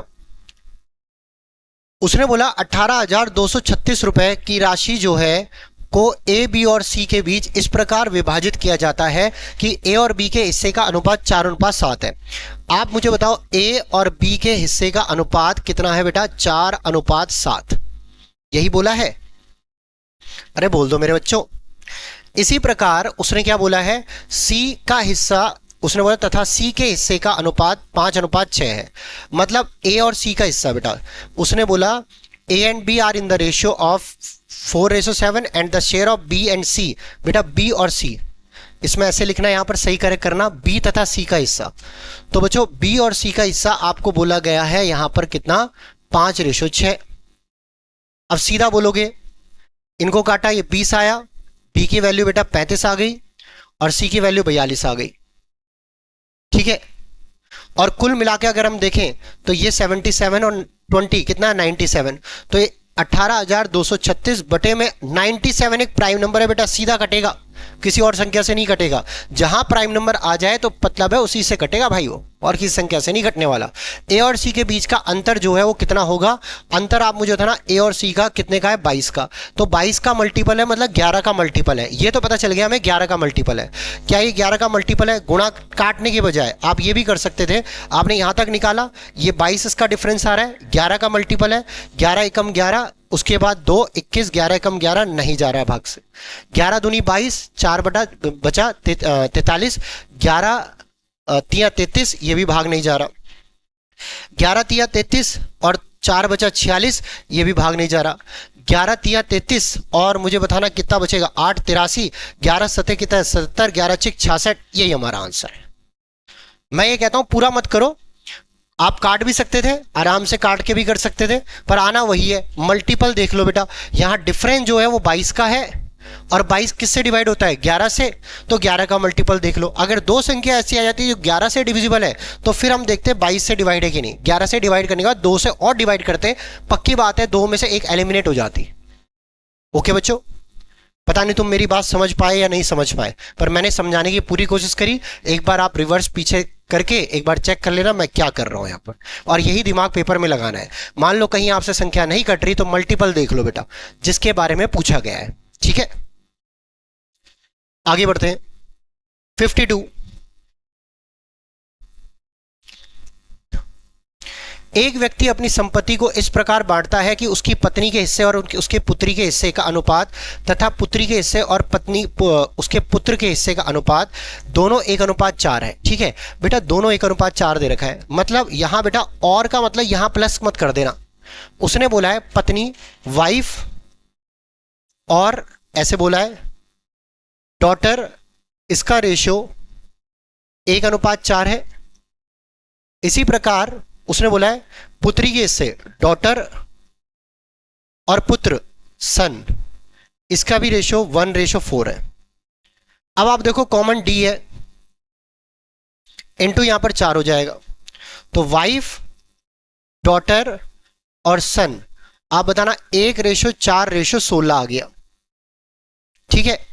अब उसने बोला यदि पत्नी को पुत्र से 5,000 रुपए कम मिलते हैं, पत्नी को पुत्र से 5,000 कम मिलते हैं, तो मुझे बताना 5,000 कम मिलते हैं और हमारे हिसाब से कितना कम है, 15। पत्नी को पुत्र से 5,000 रुपए कम मिलते हैं, ठीक है। पहली बार क्या बोला, पुत्री के हिस्से का अनुपात, पत्नी और पुत्री के हिस्से का अनुपात, ठीक है, तथा पुत्री के हिस्से का अनुपात, ओ सॉरी पुत्री और बेटा इसने 2 बार लिख दिया, यहां पर कुछ गड़बड़ है, इंग्लिश में पढ़ लेते हैं। Ratio of wife share and daughter share and the ratio of his daughter share to his son share, ठीक है ओके 15। तो पूरी संपत्ति का मूल्य क्या है, ठीक है बेटा। अब देखो इधर मुझे ना हमारे हिसाब से डिफरेंस जो है वो 15 यूनिट है और वहां दे रखा है 5,000, तो नीचे 15 आएगा और इनटू टोटल कितना है 21, 3 पंजे 5 या 15, 5 से कटा कितना 1000 और 3 से कटा कितना 7, तो ये आ गया आपका 7,000, ठीक है बेटा। इसको बस हिंदी में सही कर देना, उसकी पुत्री के हिस्से का अनुपात तथा बेटा ये जो है ना ऐसे है आपका, ये वाली लाइन हटा देना, ये वाली लाइन, अब ठीक हो जाएगा हिंदी में।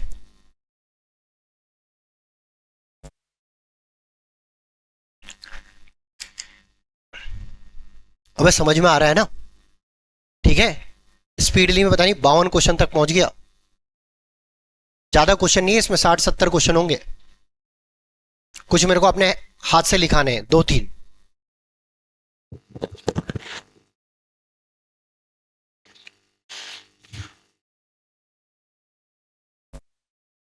हेलो हेलो,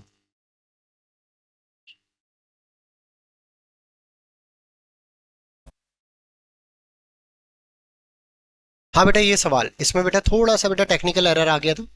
इधर देखो बेटा ना, इसने क्या बोला, इस सवाल में बेटा हिंदी में लैंग्वेज गलत लिखी हुई है, मतलब अधूरी लिखी हुई है, इंग्लिश में पढ़ लेना, मैं हिंदी में बोल देता हूँ।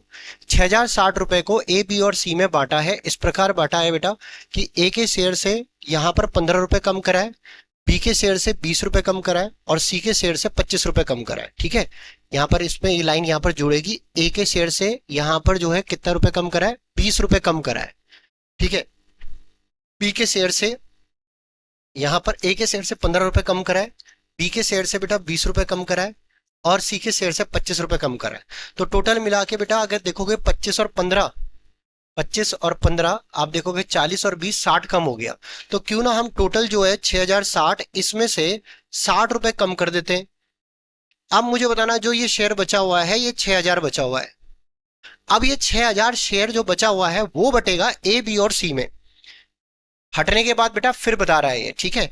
तो ए बी और सी में अब जो शेयर बचा हुआ है वो बचा हुआ है 6000 रुपए, ठीक है। और अब उनका जो रेशियो दे रखा है 5 7 और 8 दे रखा है, जो कि 20 के बराबर है, 20 यूनिट के।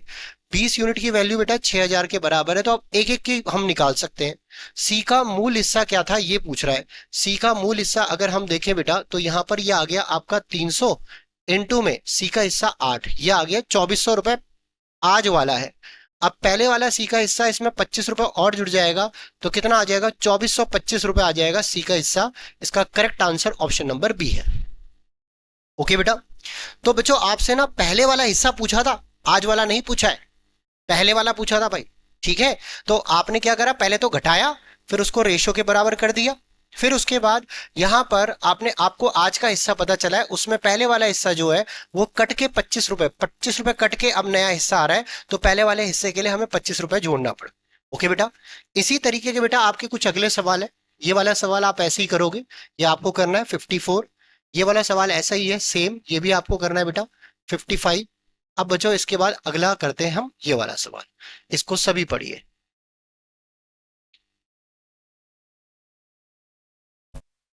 पढ़ो बेटा। भाई सवाल ये वाला कर चुके हैं वैसे। x रुपए की एक धनराशि को ए बी और सी में इस प्रकार विभाजित किया गया कि ए और बी के हिस्सों का अनुपात 3:5 तथा बी और सी के हिस्सों का अनुपात 4:7 है।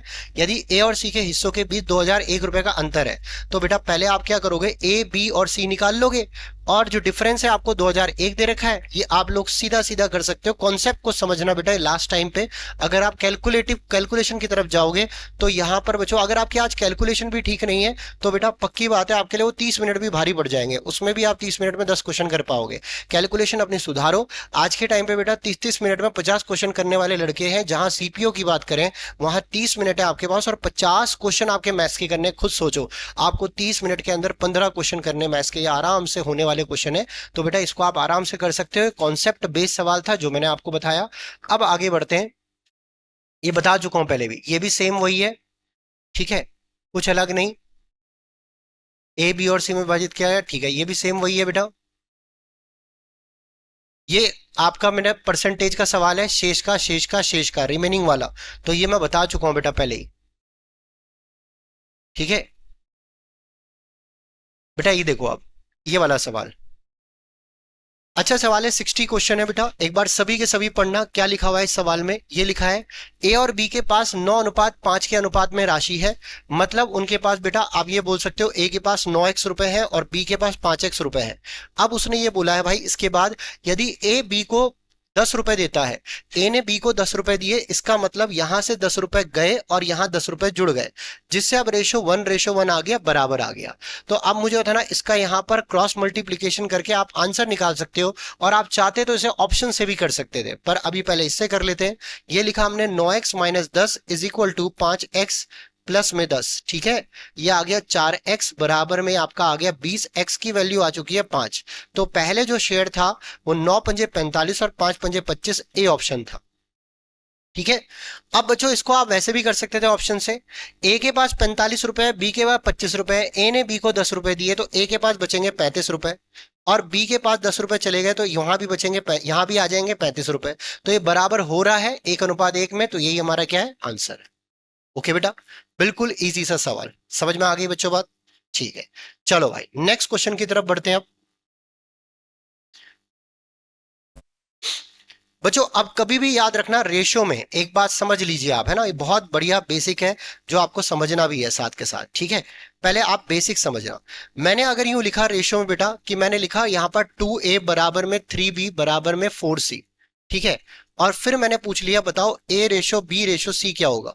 मैं ही कहता हूं आप इसे लंबे तरीके से करने मत जाओ, बिल्कुल आसान है बेटा। अगर आपको कभी भी बराबर में दिया है और रेशो में पूछा है, बराबर में दिया है और रेशो में पूछा है, तो सीधा आप ए बी और सी की वैल्यू जो है उसका उल्टा लिख दोगे, रिवर्स लिख दोगे। अगर ए के साथ 2 है तो सीधा लिखोगे 1/2, बी के साथ 3 है तो आप लिखोगे 1/3, सी के साथ 4 है आप लिखोगे 1/4। तो इसका जो एलसीएम आएगा बेटा आप देखना वो आएगा 12। 12 में 2 का भाग दिया 6 और 12 में 3 का भाग दिया 4, 12 में 4 का भाग दिया 3। तो ये आ चुका है आपका रेशो नया वाला। अगर बच्चों ए का दुगना 3 बी के 3 गुना और सी का 4 गुना बराबर है तो ए बी और सी का रेशो आपका ये बन चुका है।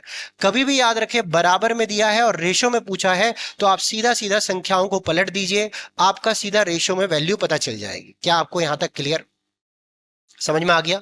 ठीक है। तो अब यही इस कॉन्सेप्ट, यही वाला जो सवाल है बेटा ये इसी कॉन्सेप्ट पर आधारित है, और यही कॉन्सेप्ट आपने लगा दिया उसके बाद आपको कोई दिक्कत नहीं आएगी और आपके लिए आसान हो जाएगा। ठीक है, चलो सुनो बच्चों, ये बोला है तीन संख्याओं का जो सम है वो 4648 है, is divided into 3 parts in such a way कि 4 टाइम्स ऑफ फर्स्ट पार्ट, मतलब पहले भाग का 4 गुना 4a बराबर, उसने बोला है is equal to 5 times of second part का 5 गुना और थर्ड पार्ट का बेटा 7 गुना। ठीक है, ये 7c। तो अब आप मुझे था ना ए रेशो बी रेशो सी निकालोगे, आप पलटोगे 1/4 1/5 1/7। मैं ये कहता हूं 4 5 और 7 में कुछ भी कॉमन नहीं है, तो आप पहले ए की वैल्यू निकालने के लिए इसको छुपा के सीधा गुणा कर दो, 7 पंजे 35, ये आ गया। बी की वैल्यू निकालने के लिए इसको बेटा छुपा दो बी वाले को और बाकियों को गुणा कर दो, 7 चौक 28। ठीक है, उसके बाद सी की वैल्यू निकालनी है तो बेटा इन दोनों गुणा कर दो, ये आ जाएगा 20। ये भी इसका और शॉर्टेस्ट तरीका है जब कुछ भी कॉमन ना हो, और कॉमन हो तब भी कर लिया करो, बाद में काट देना, रेशो कट भी जाता है। ठीक है, जो कॉमन होता है। अब ये बताओ टोटल जो आ रहा है वो 63 और 20 83 आ रहा है, इसका मतलब हमें ये पता चल चुका है प्राइम नंबर है भाई। ठीक है, तीसरे भाग की वैल्यू पूछी है तो तीसरा भाग जो है बच्चों 20 का मल्टीपल होगा, पॉइंट में तो कोई भी नहीं है तो पक्की बात है तीसरा भाग 20 का मल्टीपल होगा, जो कि ऑप्शन नंबर डी आंसर है। और अगर हम पूरा करें तो बच्चों आप देखो 4668 टोटल है, अपॉन में हमने 20 लिख दिया, वो अपॉन में हमने यहां पर टोटल जो है वो लिख दिया आपका कितना 83, और इनटू में हमने 20 कर दिया। ठीक है, 83 5 जा और 83 6 जा, ये हो जाएगा 83 5 जा करें तो यह आ जाएगा आपका 4648 है और ये 83 आ रहा है। ठीक है, दूसरे और तीसरे भाग के बीच का अंतर पूछा है बेटा, आई एम सॉरी, अंतर पूछा है, दूसरे और तीसरे भाग का अंतर 8 का है। अब 8 किससे डिविजिबल है? 8 तो बेटा यहां पर 840 से भी है और औरों से भी है, तो आप पूरा करना पड़ेगा। 6 8 48, यहां पर यूनिट डिजिट 8 आ गई, इसका करेक्ट आंसर 448 है। ठीक है बेटा, पहले मैंने वो इंटू सी का वैल्यू पूछी, मेरे को लगा सी का ही पूछा हुआ है, उसने यहाँ डिफरेंस पूछा है दूसरे और तीसरे का, और इसका डिफरेंस 8 का है, मल्टीपल से नहीं होगा। ये भी 8 से कट रहा है, ये भी 8 से कट रहा है, ये भी 8 से कट रहा है, ये भी 8 से, ये 8 से नहीं कट रहा। तो मतलब बात ये मल्टीपल से अब नहीं हो सकता, मल्टीपल के लिए आपका कोई एक ऑप्शन ही उससे डिवाइड होना चाहिए जो पूछा गया है। ओके बेटा, समझ में आ गया? अरे समझ में आ रहा है तुम्हें? अकेले बोले जा रहा हूं मैं?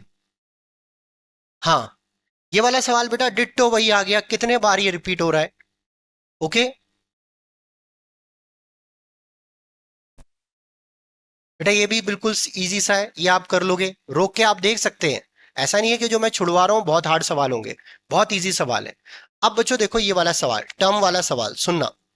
उसने बोला what number should be added to each term, हर एक टर्म में मैं क्या जोड़ूं, हर एक रेशो में मैं क्या जोड़ूं, रेशो नहीं टर्म बोला है ना, टर्म में क्या जोड़ूं ताकि वो जो है ना 5:6 के इक्वल हो जाए। तो मैंने लिखा 3:5 है ना, इसमें मैं क्या जोड़ूं ताकि ये 5 6 आ जाए। तो अगर हम ऑप्शन से करना चाहें ऑप्शन से कर सकते हैं। 8 जोड़ा तो ये बन जाएगा 11, 8 जोड़ा ये बन जाएगा 13। तो 11:13 नहीं बनाना, क्या बनाना है 5:6 बनाना है। तो ए ऑप्शन गया। अब 3:5 में अगर मैं यहां पर 6 जोड़ूं तो ये 9 और ये 11 बनेगा, ये भी 9:11 नहीं बोला हुआ, ये गया। फिर मुझे बताना 3:5 में अगर मैं 9 जोड़ूं तो ये बन जाएगा बेटा आपका 12 और ये बन जाएगा आपका 9 जोड़ेंगे 14, तो ये 6:7 आ गया। तो ये भी आपका नहीं है, गलत हो गया। 3:5 में अगर मैं 7 जोड़ूं तो मुझे बताना बच्चों 7 जोड़ने पर ये क्या बनेगा 10 और ये बनेगा 12, जो कि आ गया 5:6। तो इसका मतलब ये आपका करेक्ट आंसर है, 5:6 ही बनाना था, डी ऑप्शन आ गया। और अगर आप इसको तरीके से करना चाहो तो ये होगा 3/5 और आपने लिखा प्लस एक्स और प्लस एक्स, ये टर्म है बराबर में आपसे बोला है क्या बनाना है 5:6। ओके, अब क्रॉस मल्टीप्लीकेशन कर देते हैं बेटा। 18 और 25 कितने का अंतर 7 का, 6x और 5x कितने का अंतर x का, x की वैल्यू क्या आ गई 7।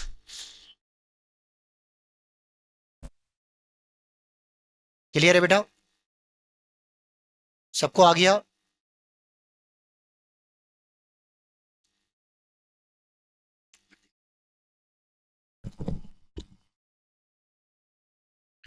हाँ बेटा, इसके बाद बेटा एक फाइल में नहीं खोल रहा था आपके लिए, देखना। अब बच्चों देखो, इस इस फाइल में और इंपॉर्टेंट सवाल मैंने अलग से डाले हुए हैं बेटा, ठीक है। देखो यहां पर बच्चों सवाल सुनना बच्चों, और ये दिल्ली पुलिस में पूछा भी गया है बेटा और बहुत इंपॉर्टेंट है। देखो उसने बोला what number should be added, यहां वो कह रहा है कि कौन सी संख्याओं को हमें ऐड करना चाहिए ताकि जो है यहां पर 94, 24, 1000, 26 और इसमें इसमें हमें कौन सी नंबर को ऐड करना है, 94, 24, 1000 और 26 में कौन सी संख्या को मैं ऐड करूं ताकि वो एक प्रपोर्शन बन जाए, ताकि जो है वो एक समानुपाती बन जाए, ठीक है। तो अब सबसे पहले समझना, जब भी अगर ऐसा सवाल आता है तो पहले आप यहां पर क्या लिखोगे, ये लिखोगे चारों संख्या लिख दो पहले, 94, फिर है 24, फिर है 1000 और फिर है 26, ठीक है। इन चारों में मैं क्या ऐड करूं ताकि वो एक प्रोपोर्शन बन जाए।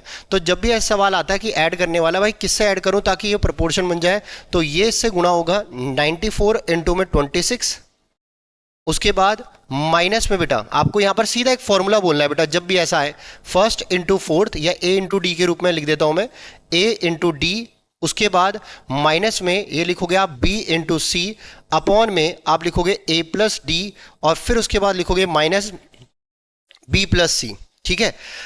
अब आप बताओ ए इंटू डी की बात कर, सीधा बच्चों जब भी जोड़ने का बोले चाहे घटाने का बोलो, आप सीधा ये फॉर्मूला लगा देना, आपको पता चल जाएगा। कोई बोलेगा मैं ऑप्शन से भी कर सकता हूं, सही बात है आप ऑप्शन से कर सकते हो, पर बच्चों जब अच्छे सवाल आएंगे तो आप फंस जाओगे। अभी मैं आपको ऐसा सवाल दिखाऊंगा, ये मॉड्यूलस है बेटा, मतलब नेगेटिव का भी आपका पॉजिटिव हो जाएगा, ठीक है। तो ए इंटू डी अगर हम बात करें 94 इंटू में 26, ये कर रहा है वो 94 इंटू में 26 माइनस 24 इंटू में 1000, ठीक है। अपॉन में आप बताना बच्चों, इन दोनों को जोड़ोगे कितना आएगा 120, फिर उसके बाद माइनस में यहां पर इन दोनों को जोड़ोगे, ये 1000 की जगह बेटा ना 100 है, इसको सही कर लेना, 1000 की जगह ये 100 है बेटा, ठीक है। अब यहां पर 100 ये आ जाएगा 100 प्लस 24 कितना 124, और ये मॉड्यूलस में आपको पता है इसको घटाकर बेटा 4 आएगा, 4 से काट दो बेटा कॉमन लेके, 4 से काटा यहाँ 47, 2 से इसे काटा, 2 से इसे काटा बेटा ये 13 आ गया, 4 से डायरेक्ट काट सकते हैं 6 आ गया, ठीक है। अब 47 इंटू 13 करें, 47 इंटू 13 करें तो 7 3 जा 21 हासिल 2, 4 तिया 12 और 2 14, यहाँ पर 141, 7 और ये 4 एक लिखा 11 एक हासिल, यह आ गया आपका यहाँ पर 611। 611 में से 600 घटाएंगे कितना आ जाएगा 11, तो इसका करेक्ट आंसर 11 होगा, ऑप्शन नंबर बी इसका आंसर होगा। क्लियर है बेटा, सबको समझ में आ गया। तो आप एक बात याद रखना, first into fourth minus second into third upon first plus fourth और माइनस सेकंड प्लस थर्ड। अगर बेटा आपने स्टाइल लगा दी तो क्या जोड़ें या क्या घटाएं वो सीधा पता चल जाएगा बेटा, कि ताकि वो प्रोपोर्शन बन जाए, क्या जोड़ें या क्या घटाएं ताकि वो सीधा प्रोपोर्शन बन जाए, ठीक है। चलो भाई नेक्स्ट क्वेश्चन की तरफ करते हैं हम रुख। सेकंड क्वेश्चन बेटा देखो, अगला क्वेश्चन सेम वही है बेटा, आपको स्टाइल लगानी है। अब आप बताओ 6 इंटू 17 102 आ जाएगा, फिर उसके बाद माइनस 15 सत्ते 135 आ जाएगा, अपॉन में आप लिखोगे 6 और 17 23 आ जाएगा, फिर उसके बाद माइनस में यहाँ पर ये 22 आ जाएगा। आप ही बताओ इन दोनों को माइनस करेंगे तो यार 15 इंटू 7 कितना 105 होगा बेटा, है ना। तो ये माइनस करेंगे 3 आएगा, 3/1, इसका आंसर 3 होगा, डी ऑप्शन। क्लियर है बेटा, सबको आ गया। चलो भाई नेक्स्ट बढ़ते हैं आगे। बेटा सवाल पढ़ो, बहुत ही प्यारा सवाल है, इसको ढंग से पढ़ना क्या लिखा हुआ है, ठीक है। उसने बोला है किसी फन पार्क की एंट्री टिकट की जो मूल्य है ना वो 7:9 के अनुपात में वृद्धि हो गई उसकी, ठीक है। तो अब आप ये बोल सकते हो भाई फन पार्क का पहले जो प्राइस था और अब जो प्राइस है उसमें आपका इंक्रीज हुआ है, ठीक है। तो आप ये बोलोगे प्राइस का जो रेशो है ये बोलोगे आप भाई साहब 7 रुपए से टिकट जो है 9 रुपए हो चुका है, ठीक है। जिसके कारण ग्राहकों की संख्या 13:11 कम हो गई। ग्राहकों की संख्या नंबर ऑफ कस्टमर जो है 13:11 हो चुके हैं, मतलब 13 रेशो कितना हो गया 11, ठीक है। अब देखो पहले आपको पता है भाई 13 ग्राहक आ रहे थे और एक टिकट का मूल्य 7 रुपए था, तो अगर मैं इसको मल्टीप्लाई करूं तो आप बताना यहां पर 91 रुपए पहले का खर्चा आएगा। अब का जो खर्चा है 11 × 9 99 रुपए आ जाएगा। आप ये बोलो प्रतिदिन होने वाला जो नया कलेक्शन है कितना होगा यदि कीमत बढ़ने के पहले प्रतिदिन 22,000 मतलब 2,27,500 रुपए है। तो कीमत बढ़ने के पहले अगर हम बात करें 2,27,500 रुपए का कलेक्शन है तो बढ़ने के पहले ये वाली है बच्चों कीमत, तो आप लिखोगे 2,27,000 कितना रुपए 500 अपॉन में आप लिखोगे 91 और इनटू में अगर मैं 99 कर दूंगा तो आज का कलेक्शन आ जाएगा। पहले वाले कलेक्शन टोटल बच्चों हमारे हिसाब से 91 यूनिट है और टोटल कलेक्शन जो था वो 2,27,500 है, ठीक है। अब 13 से कटा 13 सत्ते 91, फिर 13 से कटा 13 कम 13, फिर उसके बाद 13 सत्ते 91, 13 पंजे 65, उसके बाद 2 जीरो आगे। 7 से कटा 7 दूनी 14, 7 पंजे 35 और इसके आगे 2500 आ गया है। 2500 इंटू में 99 अगर हम करेंगे तो यहां पर बच्चों 2500 इंटू में 99 अगर आपने करा तो यह आ जाएगा 2475 और उसके आगे 2 जीरो मतलब 24,000 मतलब 2,47,500 रुपए आज का आपका कलेक्शन है और ये ऑप्शन नंबर 20 का आंसर है। क्या क्लियर है बेटा, समझ में आ गया? आगे होगा भाई, आगे बढ़ जाऊं, ठीक है। चलो भाई नेक्स्ट क्वेश्चन की तरफ बढ़ते हैं। चौथा सवाल देखो बेटा, आपका सवाल वही है, थोड़ा सा घुमा दिया है, कुछ अलग नहीं है। ये सवाल आप करोगे। उसने क्या बोला है बेटा, एक बार सवाल को ढंग से पढ़ना, ठीक है। यदि 8:11 के अनुपात में टिकट के मूल्य में वृद्धि की जाती है, ठीक है, मतलब पहले का टिकट का मूल्य 8 था आज 11 है और उसकी जो जनसंख्या है मतलब जो टिकट लेने की संख्या है वो 23:21 हो गई। पहले 23 लोग खरीद रहे थे, अब 21 लोग खरीद रहे हैं। तो आप बताना पहले वाला बिल जो आएगा वो 23 × 8 आएगा और आज का बिल जो आएगा वो 21 × 11 आएगा, ठीक है। तो राजस्व में हुई वृद्धि क्या है, तो राजस्व में उसने बोला कितने की वृद्धि होगी ये पूछा गया है भाई मेरे। तो सबसे पहले आप मुझे सभी के सभी ये बताइए, यहां पर वृद्धि पूछी है, ध्यान रखना। अब यहां पर पहले का मूल्य अब का मूल्य नहीं पूछा गया है। अगर बच्चों टिकट का मूल्य वृद्धि से पहले जो है 36,800 था, 36,800 पहले का मूल्य है और हमारे हिसाब से इतना यूनिट है, तो यहां हम लिखेंगे 23 × 8 और इसमें वृद्धि कितने की हुई है इन दोनों का डिफरेंस चेक करेंगे। 8 या 24 हासिल 2, 8 दूनी 16 और 2 कितना, यहां पर 18, 184 पहले था, अब जो है वो 231 आ चुका है, ठीक है। कितना बढ़ रहा है बेटा ये, यहां पर 11 में से 4 गया 7 आ जाएगा, फिर उसके बाद 12 में से 8 गया 4 आ जाएगा, तो यहां पर 47 आ गया। अब देखो 23 से कटा 23 से कम 23, 23 से यहां पर 138, 1600 आ गया। 8 से कटा कितना आ गया 200, 200 गुणा 47 करेंगे, ये आपका बी ऑप्शन 9400 आ चुका है। क्लियर है बेटा, सबको समझ में आ गया? बोल दो भाई साहब, ठीक है, क्लियर। आगे बढ़ते हैं बेटा, बहुत इंपॉर्टेंट कॉन्सेप्ट है बेटा, इसको ध्यान से सुनिएगा, बहुत इंपॉर्टेंट। किसी हीरे की कीमत उसके भार के वर्ग के बराबर है। एक 5184 रुपए का हीरा 3 टुकड़ों में 2:3:4 के अनुपात में काटा गया। आप बताना किसी हीरे की जो कीमत है उसके भार के वर्ग के बराबर है। एक 5184 रुपए का हीरा 3 टुकड़ों में काटा गया है बेटा, मतलब पहले वाली हीरे की कीमत 5184 रुपए थी, ठीक है। तो उसको 3 टुकड़ों में कैसे काटा है, उसको ऐसे काटा है 1 2 1 3 एक का भार 4, ये 3 अलग अलग भार है। तो काटने से पहले अगर हम देखें, काटने से पहले आप बताना इस हीरे का जो भार रहा होगा मेरे भाई बहनों, इसका हीरा का यहां पर भार रहा होगा 9, ठीक है, ओके। समझो आप इस बात को, उसका बच्चों यहां पर जो प्राइस है उसके स्क्वायर के बराबर है। बोला है हीरे की कीमत उसके भार के वर्ग के बराबर है। मैं मानता हूं हीरे वाले सवाल आपको कई बार समझ में नहीं आते, क्योंकि क्या होता है हम खरीद भी नहीं पाते तो समझ भी नहीं पाते, सीधी सी बात ये है, ठीक है, क्योंकि अभी अपनी औकात नहीं है, धीरे धीरे बनेगी, हीरे भी खरीदेंगे, ठीक है। पर मैं ये कह रहा हूं कि देखो उसके भार के वर्ग के बराबर बोला है। भार के वर्ग का मतलब होता है बेटा कि आपका जो वजन है, जो आपका हीरे का वजन है उसके स्क्वायर के बराबर इसका प्राइस है। तो 9 का स्क्वायर करेंगे तो इसका प्राइस 81 आ जाएगा। मेरे भाई बहनों क्लियर हुआ यहां तक? अब 81 इसका प्राइस आ चुका है, ठीक है। काटने से पहले 81 प्राइस था, काटने के बाद क्या हुआ, ये 2 कट गया, ये 2 मिलीग्राम में आ गया, 3 मिलीग्राम में आ गया, 4 मिलीग्राम में आ गया, कुछ भी ग्राम मिलीग्राम कुछ भी हो सकता है। अब इस 2 का स्क्वायर करेंगे तो कीमत यहां पर 4 आई, 3 का स्क्वायर करा कीमत 9 आई, 4 का स्क्वायर करा 16 यहां कीमत आई। तो यहां इसको सबने जोड़ दिया तो 16 और 25 और 4 29, तो काटने के बाद ये हीरा जो है 29 रुपए का हो गया। तो आप बताना इससे आपको जो यहां पर हानि हुई है कितने रुपए की हुई है? आप बोलोगे 81 में से 29 घटाएंगे, टोटल हमें जो हानि हुई है 11 में से 9 गया 2, उसके बाद मुझे ना 7 में से 2 गया 5, तो 52 की हानि हुई है, 52 यूनिट की। अब बताओ हीरे की कीमत थी आपकी 5184 पहले वाली, और पहले वाला मूल्य बेटा आपका 81 था, और इंटू आपसे पूछा है हानि कितने रुपए की हुई है, इंटू में हानि वाली यूनिट जो है 52 है। अब 9 9 में 81 हो गया, 9 पंजे 45 हो गया बेटा। एक बार थोड़ा सा बच्चों रुकना, थोड़ा चार्ज इसमें खत्म हो गया शायद, एक मिनट रुकना है ना। 9 पंजे 45 हो गया, उसके बाद बच्चों देखो यहां पर 9 सते 63 हो गया और 9 चिक 54 हो गया, 9 से कटा 9 चिक 54, 9 चौक 36, 64 गुणा में 52 करे, 4 दूनी 8, यूनिट डिजिट 8 आ रही है, ऑप्शन नंबर ए आंसर है। क्लियर? सबको समझ में आ गया? ठीक है, चलो ये वाला सवाल करके बताओ आप बेटा।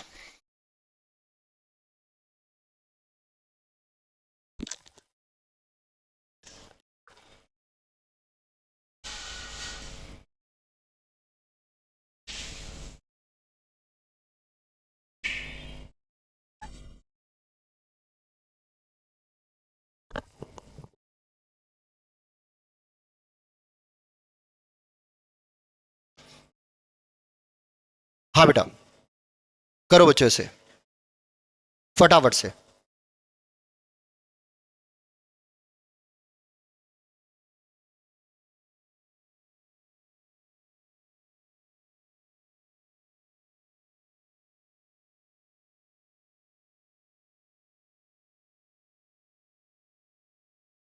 देखो उसने क्या बोला है, एक हीरे के का मूल्य उसके भार के वर्ग के अनुक्रमानुपाती है, ठीक है। एक हीरे का मूल्य बच्चों उसके भार के वर्ग के अनुक्रमानुपाती है। एक हीरा 4 भागों में इस प्रकार टूटा कि उसके टुकड़ों का भार जो है 1:2:3:4 में हो गया। तो यहां पर हमने लिखा 1:2:3:4 के अनुपात में ये कटने के बाद हो गया। तो पहले बच्चों टोटल आप बताना कितना यूनिट था काटने से पहले? इसका भार था 10, 10 का स्क्वायर करूंगा तो इसका प्राइस आ जाएगा कितना, 100 यूनिट आ गया। अब मुझे बताना काटने के बाद प्राइस जो है 1 का स्क्वायर 1, ये अलग कट गया, 4 भाग बन गए, ठीक है। तो यहां पर 2 का स्क्वायर 4, 3 का स्क्वायर 9, 4 का स्क्वायर क्या 16, ये 4 अलग अलग जो भाग बने उनका टोटल मिलाकर मूल्य जो है वो कितना निकल के आया? आप बोलोगे 29, सॉरी 25, 30, ठीक है बेटा। अब हानि जो हुई है, पहले 100 रुपए का हीरा बिक रहा था हमारे अनुसार, और अब जो है 30 रुपए का बिक रहा है। पहले 100 रुपए का बिक रहा था, अब 30 रुपए का बिक रहा है बेटा। तो मुझे बताना यहां पर जो हानि हुई है वो कितने रुपए की हुई है? आप बोलोगे 70 रुपए की हानि हुई है। कितने की हानि हुई है? 70 की। आप मुझे बताओ यहां क्या दे रखा है आपको, ढंग से पढ़ो, पढ़ना मेन है बेटा। यहां पर हानि 70,000 की दे रखी है, 70 यूनिट की वैल्यू 70,000 के बराबर है, तो ऊपर क्या लिखोगे 70,000 और नीचे क्या लिखोगे बेटा आपका 70, और इंटू में हीरे का मूल मूल्य पहले वाला मूल्य क्या रहा होगा, इंटू 100 कर देंगे। 0 से 0 गया, 7 से कटा 1000, 1000 इंटू में अगर मैं 100 करता हूं तो ये आपका आ गया 1 लाख रुपए। क्लियर बेटा? समझ में आ गई बात? क्लियर है बेटा? मैं आपके लिए बहुत मेहनत कर रहा हूं, आपके लिए मैं यहां पर पूरा बच्चों पूरा जो कंटेंट है आपको वो दे रहा हूं, बस इसका कदरी करना, पूरा पढ़ना। यहां पर ऐसा कंटेंट कहीं नहीं होगा कि एक एक वीडियो में आपके पूरे चैप्टर खत्म हो रहे हो आगे के, ठीक है। अब सुनो बच्चों अगला सवाल। अगला सवाल बच्चों ये लिखा गया है 110 रुपए की राशि 2 रुपए 1 रुपए। अब बच्चों ये सिक्कों वाले सवाल है, बहुत इंपॉर्टेंट। बेटा कभी भी याद रखना, अगर आप पढ़ रहे हो तो आप पहले चीज़ों को ये मार्क करो आपके लिए इंपॉर्टेंट क्या है और उस हिसाब से पढ़ो। मेरी बात को सुनना, आगे फॉरवर्ड मत करना। अभी आप मान लो दिल्ली पुलिस में आपके 15 में से 11 नंबर आ रहे हैं मैथ्स के अंदर, तो ये मतलब नहीं है बेटा, चाहे कोई भी एग्जाम हो, आप एसएससी जीडी का भी कल को पढ़ो, ठीक है, या फिर सीजीएल का भी आप कल को पढ़ो, तो बच्चों आप ध्यान रखना आपको 100% मैथ्स में नंबर लाने ही पड़ेंगे भाई, लाने पड़ेंगे, तभी जाके आप जो है जो कमी पेशी किसी सब्जेक्ट में रह जाती है उसको आप कवर कर सकते हो। सिर्फ मैथ्स ऐसा सब्जेक्ट है जिसमें आपने एक बार पढ़ लिया आप कभी नहीं भूलोगे, बस आपको दोबारा उसकी प्रैक्टिस करनी पड़ती है, ठीक है। तो ये जो 3-4 नंबर आपके कट रहे हैं, 3-4 क्वेश्चन आपसे छूट रहे हैं, उसके लिए आपको यहाँ पर जो टाइप्स है ना उनको ढंग से देखना पड़ेगा, जो टाइप आपको यहाँ पर घुमाते हैं, और मॉक दो लगातार और देखो कौन से टाइप में दिक्कत आ रही है और सीधा उस टाइप को पकड़ो। मैंने पूरी शीट में पूरी पीपीटी में आप देखना उस टाइप को, आप देखो कि यार इस तरह का सवाल सर ने जब कराते तो लगातार कराते, उस टाइप का एक बार सवाल देख लो, आपका पूरा रिवीजन हो जाएगा, ठीक है। क्लियर है बेटा? चलो भाई आगे बढ़ते हैं हम।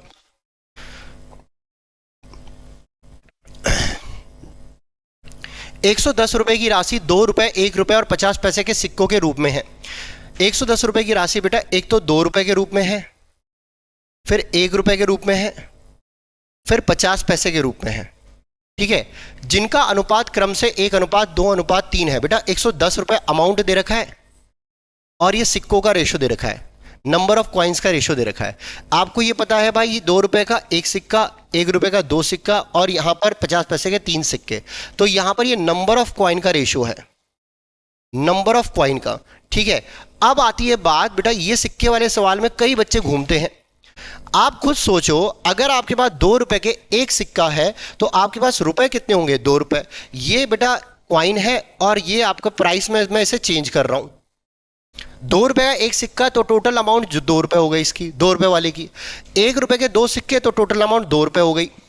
50 पैसे के 3 सिक्के तो मुझे बताना यहां पर टोटल अमाउंट 1.5 रुपए हो गई। यहां से आप पकड़ो सवाल को, इन सबको जोड़कर आप बताना बच्चों कितना आ जाएगा? 5.5 रुपए आ जाएगा।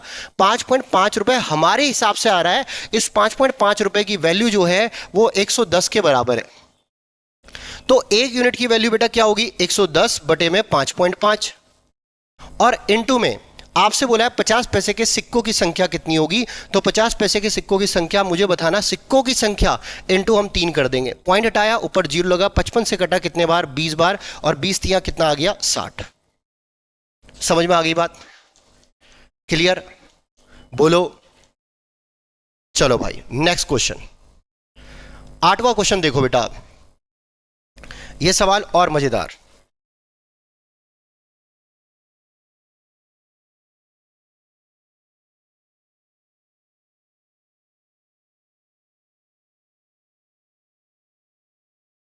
बोला गया है बच्चों साफ साफ, एक थैले में 5:3:2 के अनुपात में क्रम से 1 रुपए, 50 पैसे और 10 पैसे के सिक्के हैं, ठीक है।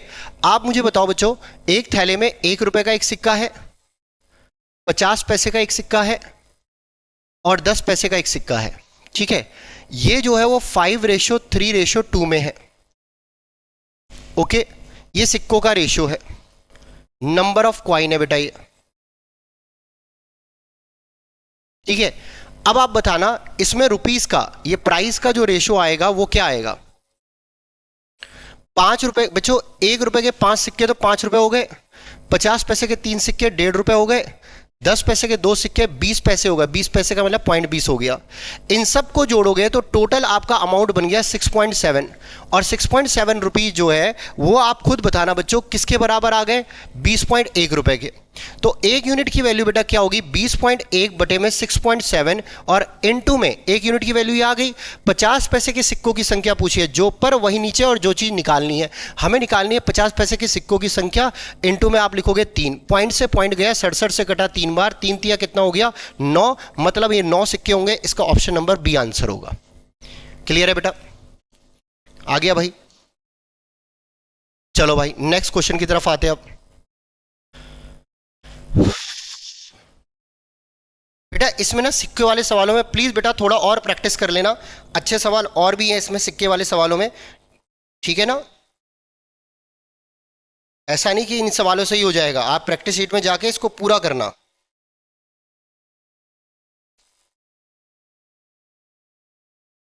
ठीक है। चलो अब इस सवाल को देखो बेटा सारे।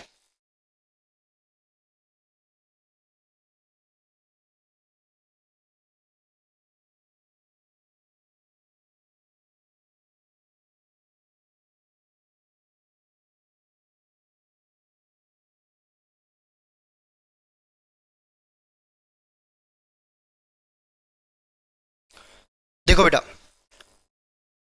अभी सिक्के वाले और भी सवाल आएंगे, देखते हैं इसमें। ठीक है, अब सुनो बच्चों, ये सवाल बहुत अच्छा है। एक सिपाही चोर का पीछा करना शुरू करता है। जब चोर 10 कदम चलता है, तो चोर ने जब 10 कदम चले, चोर के 10 कदम, चोर 10 कदम चलता है, तो यहां पर बेटा बोल रहा है सिपाही 8 कदम चलता है, सिपाही 8 कदम चलता है। ठीक है, जब चोर 10 कदम चलता है तो सिपाही 8 कदम चलता है। ओके भाई, यहां तक क्लियर? ओके, सिपाही के 5 कदम चोर के 7 कदम के बराबर है। सिपाही के 5 कदम चोर के 7 कदम के बराबर है। सिपाही के 5 कदम तो सिपाही के नीचे लिखना बेटा, और चोर के 7 कदम के बराबर है, लिख दिया भाई। अब यहां से जब भी ऐसा सवाल आए कि उनकी गति का अनुपात निकालना है, स्पीड का रेशियो निकालना है बेटा, तो सीधा सीधा आपको क्या करना है, यहां पर से पकड़ो और इसे कर दो श्यों। 10 पंजे ये हो जाएगा आपका 50। ऐसी बच्चों यहां से पकड़ो, इसे कर दो श्यों, 8 सत्ते हो जाएगा 56। तो ये रेशो में आपका जो आएगा वो 25 रेशो, ये आ गया 28। ये आपकी स्पीड का रेशो है और ये हमारा आंसर आ चुका है 25 28। ऑप्शन नंबर ए है। अगर उसने पहले नंबर पे चोर बोला, पहले नंबर पे सिपाही बोला है, तो सिपाही पहले लिखोगे, 28 पहले आएगा बेटा, 28 और 25।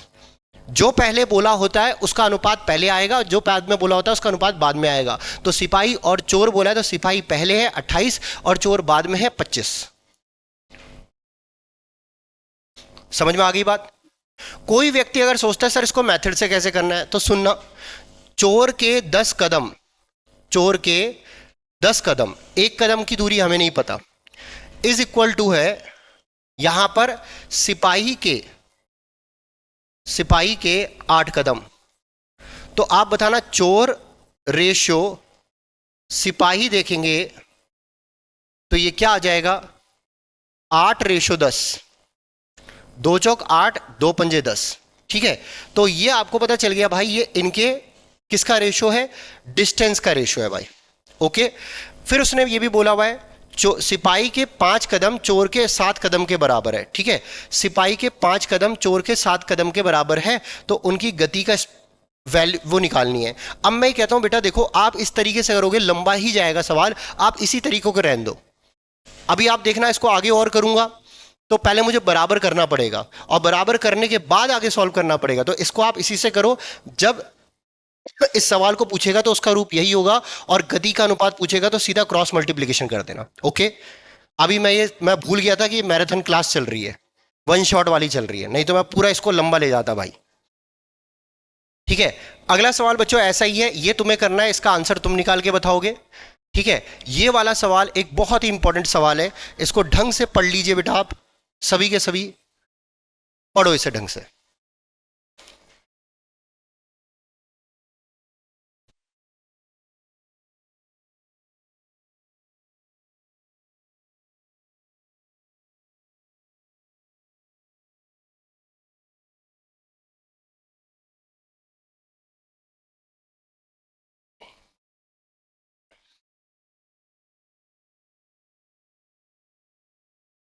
देखो बेटा क्या बोला है, पूरे विश्व में भूमि और जल का अनुपात 1:2 है, यदि उत्तरी गोलार्ध में यह अनुपात 2:3 है। ठीक है, ये लिखा हुआ है, तो दक्षिणी गोलार्ध में भूमि और जल का अनुपात कितना होगा। पूरा विश्व है बेटा, इसमें आपसे बोला गया है कि भाई भूमि और जल का अनुपात पूरे विश्व में, लैंड और वाटर का जो रेशो है वो आपको दे रखा है 1:2। ठीक है, पूरे विश्व में, है ना। उत्तरी गोलार्ध में यह 2:3 है। बेटा एक बार बताओ, अगर हम इसे टोटल देखें, लैंड और वाटर को, लैंड को मैंने अगर 100 मान लिया और वाटर को अगर मैंने 100 का मल्टीपल 200 मान लिया बेटा, ये तो बच्चों खुद बताना, ये टोटल मिला के लैंड और वाटर जो है 200 और 100 300 हो जाएगा। तो मुझे बताना 300 टोटल आपके एलिमेंट है, लैंड और वाटर को मिलाकर टोटल 300 एलिमेंट है। तो नॉर्दर्न हेमिस्फेयर जो ऊपर वाला हिस्सा होगा उस पर आधा हिस्सा बटेगा, 150 एलिमेंट इसके पास जाएंगे, 150 इसके पास जाएंगे। अब ऊपर वाले का बच्चों रेशो दे रखा है आपको लैंड और वाटर का, वो 2:3 है। ठीक है। और हमें पता है लैंड और वाटर का रेशो 2:3 है, टोटल एलिमेंट 5 है, 5 यूनिट की वैल्यू 150 के बराबर, तो 1 यूनिट की वैल्यू 30 आ गई बेटा। तो लैंड जो है वो 30 दूनी 60 हो गया, लैंड और वाटर जो है ऊपर की साइड यहां पर ये 30 दूनी एक 60 आ गया और एक 30 तिया 90 आ गया।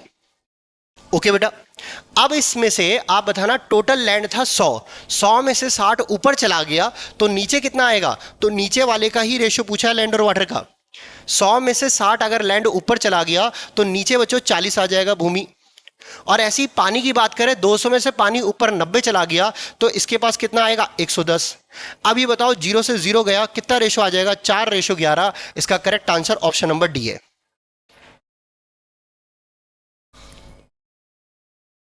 क्लियर बेटा।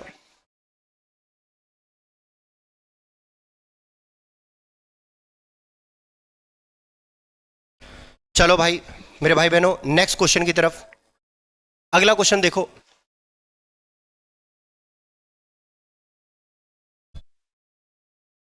वो कह रहा है किसी नीले तथा पीले रंग के चित्र में नीले और पीले रंग का प्रयोग 4:3 के अनुपात में क्रम से किया जाता है। ठीक है, ओके भाई, इसकी बात सुन ली हमने।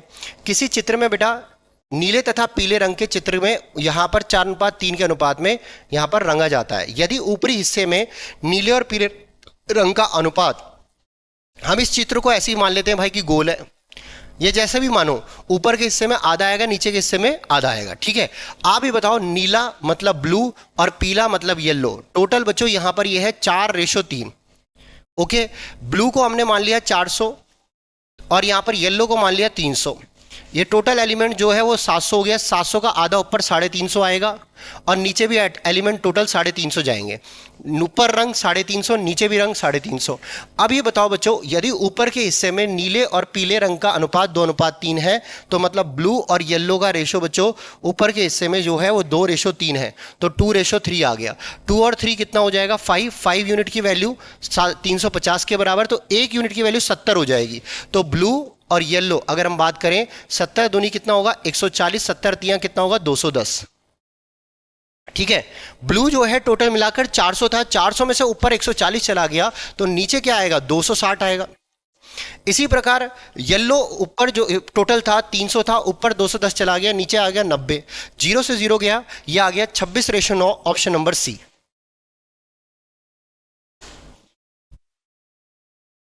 क्लियर बेटा। चलो नेक्स्ट क्वेश्चन की तरफ बढ़ते हैं अब।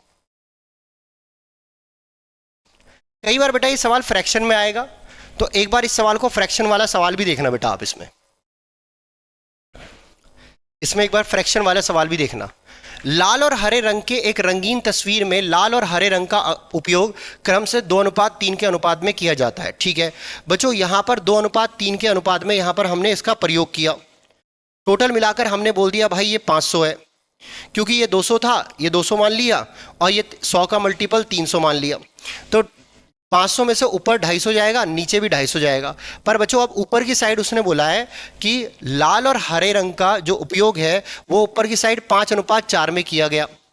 हमारे हिसाब से बेटा 9 यूनिट टोटल है, 9 यूनिट की वैल्यू 250 के बराबर, तो 1 यूनिट की वैल्यू 250/9 आ गई। ठीक है, अगर मुझे ऊपर वाले का हिस्सा निकालना है कि लाल कितना है तो इंटू 5 और हरा कितना है तो 250/9 इंटू में क्या 4, ये रेड और ये ग्रीन। ठीक है, अब एक बात बताओ सभी के सभी, यहां पर कुल मिला के आपको पता था लाल 200 है, 200 में से ऊपर चला गया 1250/9, तो नीचे कितना बचेगा 200 में से आपको 1250/9 यहां पर घटाना है। 9 से कटा कितना आ गया, 9 से गुणा हुआ बेटा 1800 में से 1250 घटाएंगे तो बच्चों ये कितना आ चुका है, ये आप बोलोगे 550/9। क्लियर बेटा, समझ में आ गया। ठीक है ना। अब इसके बाद बच्चों ऐसे ही अगर हम बात करें तो यहां पर ऐसी बेटा टोटल यहां आपको हरा पता है 300 है, 300 में से हमें 1000/9 घटाना है, तो ये कितना आ जाएगा, ये आ जाएगा 1700/9। क्लियर बेटा। अब आप बताओ यहां पर नीचे की साइड देखें 9 से 9 कट जाएगा, 0 से 0 कट जाएगा, 5 से कटा 11, 5 से कटा बेटा आपका आ गया यहां पर 34, तो 11:34 का आंसर है बी ऑप्शन। समझ में आ गया बच्चों। थोड़ा फ्रैक्शन में बनाइए, आप चाहते तो एलसीएम लेके ना कोई ऐसी संख्या मान लेते जो सीधा कट जाएगी। ठीक है, वो भी कर सकते थे। ओके, ठीक है ना। चलो भाई, इसके बाद बच्चों अब दिल्ली पुलिस के और सवाल। बेटा ये कॉन्सेप्ट सवाल थे, कॉन्सेप्चुअल सवाल थे, ये मैंने सारे के सारे बता दिए। अब आते हैं हम,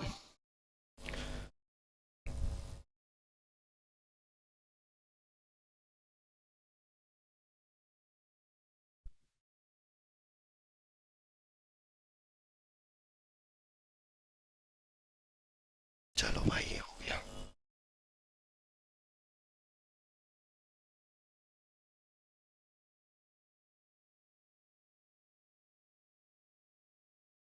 एक मिनट बेटा, है ना।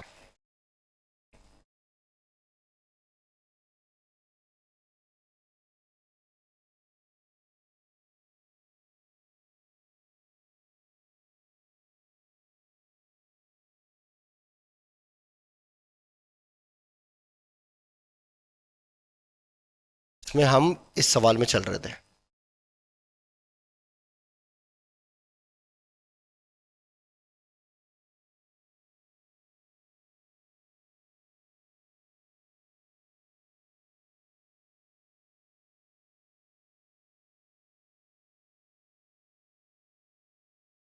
अब देखो बेटा ये वाला सवाल, अभी हमने वो सवाल कॉन्सेप्ट किया, उसी पर आधारित ये सवाल देखना बेटा।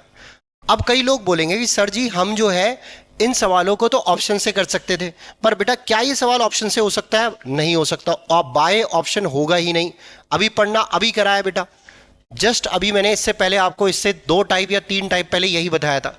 वो कह रहा है जब x को 6, 12, 18 और 28 में प्रत्येक में जोड़ा जाता है तो इस क्रम में प्राप्त होने वाली संख्याएं एक समानुपाती होती है। ठीक है, तो समानुपाती होती है तो आप बोलोगे फर्स्ट इंटू फोर्थ, मतलब हमें समानुपाती बनाना है तो क्या जोड़ना पड़ेगा उसके लिए?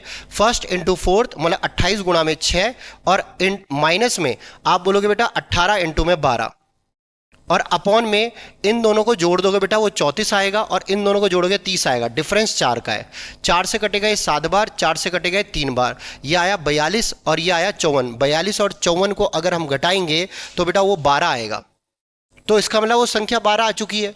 अब आपसे बोला है कि भाई साहब बताओ 5x माइनस 8, मतलब ये x की वैल्यू 12 आ चुकी है भाई। ठीक है, 5x माइनस 8, और उसके बाद क्या बोला है? रेशियो x प्लस 4, इसकी वैल्यू क्या होगी? ठीक है, अब आप मुझे बताना x की वैल्यू 12, 12 पंजे 60 माइनस 8 कितना होगा? 52। फिर 12 और 4 कितना? 16, 4 चौक 16, 4 से कटा कितना यहां पर 13, तो ये 13 रेशियो 4 इसका करेक्ट आंसर है, ऑप्शन नंबर डी। समझ में आ गया बच्चों सबको? क्लियर है? समझ में आ गया ना भाई? चलो भाई नेक्स्ट क्वेश्चन देखो बच्चों। अब सवाल ये वाला बड़ा प्यारा सवाल, छोटा सा सवाल है।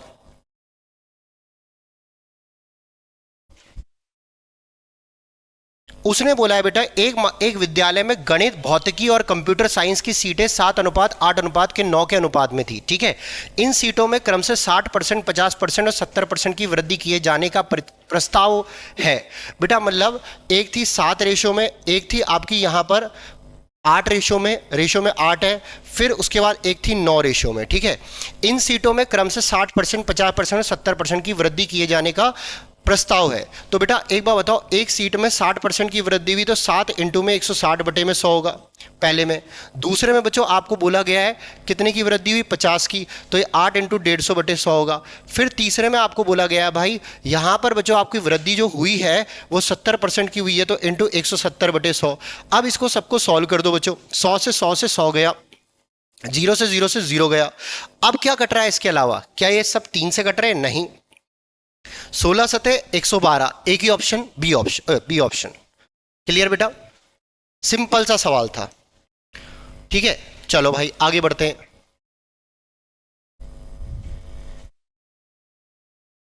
बेटा बहुत बढ़िया सवाल है, देखो क्या लिखा है। उसने ये बोला है खेलों में भारत द्वारा जीते गए स्वर्ण पदकों और रजत पदकों की कुल संख्या 85 है। भारत द्वारा जीते गए रजत पदकों की संख्या यहां पर 85 है टोटल, है ना। तो यहां पर बच्चों टोटल पदक जो है वो 85 है। टोटल पदक जो है वो 85 है। ओके, भारत द्वारा जीते गए पदक की संख्या और स्वर्ण पदकों की संख्या के बीच का अनुपात क्या होगा? तो मुझे बताना, रजत, एक तो रजत पदक और एक स्वर्ण पदक, इन दोनों का रेशो कौन सा हो सकता है? तो बेटा वो रेशो हो सकता है, ऐसे सवाल में जब पूछता है, कुछ संख्या नहीं दे रखी और पूछता है कि भाई साहब रेशो कौन सा हो सकता है, तो वो रेशो हो सकता है जो यहां पर उन जो रेशो का सम जो है दी गई टोटल से पूरी तरह डिविजिबल होगा। मतलब जो टोटल है वो इनके सम से, रेशो के सम से पूरी तरह डिविजिबल होगा, वो रेशो हो सकता है, और बाकी दूसरे नहीं हो सकते। तो 85 किससे डिविजिबल है? 3 और 2 5, ये हो सकता है। ठीक है, आप बताना 25 करोगे, नहीं हो सकता। ठीक है, मतलब बेटा 85 में अगर मैं 5 का डिवाइड करूं तो ये हो सकता है भाई। ठीक है, अगर आप देखो सारे चेक करने, 85 में अगर मैं 25 का डिवाइड करूं इनके सम का तो नहीं हो सकता। 9 और 8 17, 17 पंजे 85, ये भी हो सकता है बेटा। 12 और 5 कितना है यहाँ पर? 17, तो 17 पंजे कितना हो जाएगा आपका? 85, ये भी हो सकता है। कौन सा नहीं हो सकता ये पूछा है, सॉरी। तो बेटा ये भी हो सकता है, ये भी हो सकता है, ये भी हो सकता है। कौन सा नहीं हो सकता? तो इसका आंसर ऑप्शन नंबर बी आ जाएगा। ओके बेटा, क्लियर है? आ गया भाई सबको? 69 कर लिया।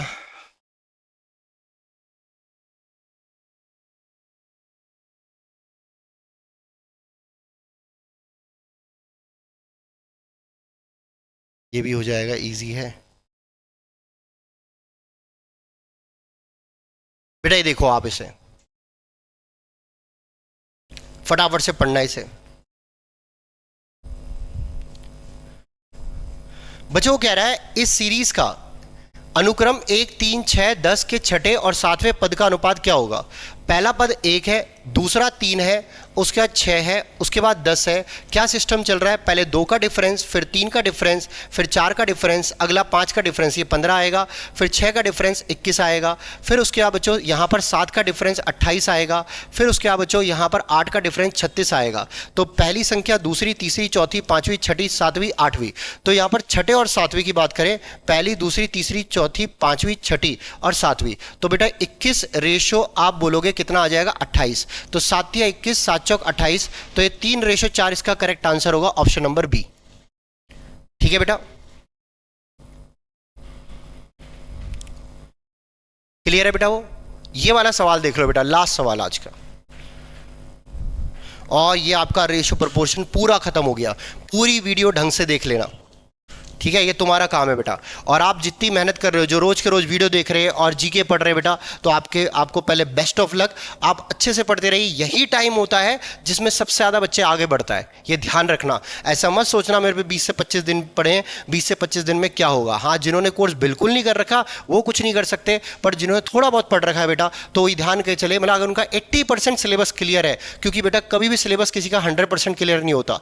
अगर उनके मॉक में 75 परसेंटाइल से ऊपर आ रही है, तो आप इसका मतलब यहां पर एग्जाम सेंटर में बैठने लायक बच्चे हो, और आप उन कंपटीशन में से हो जिनका निकल सकता है पेपर।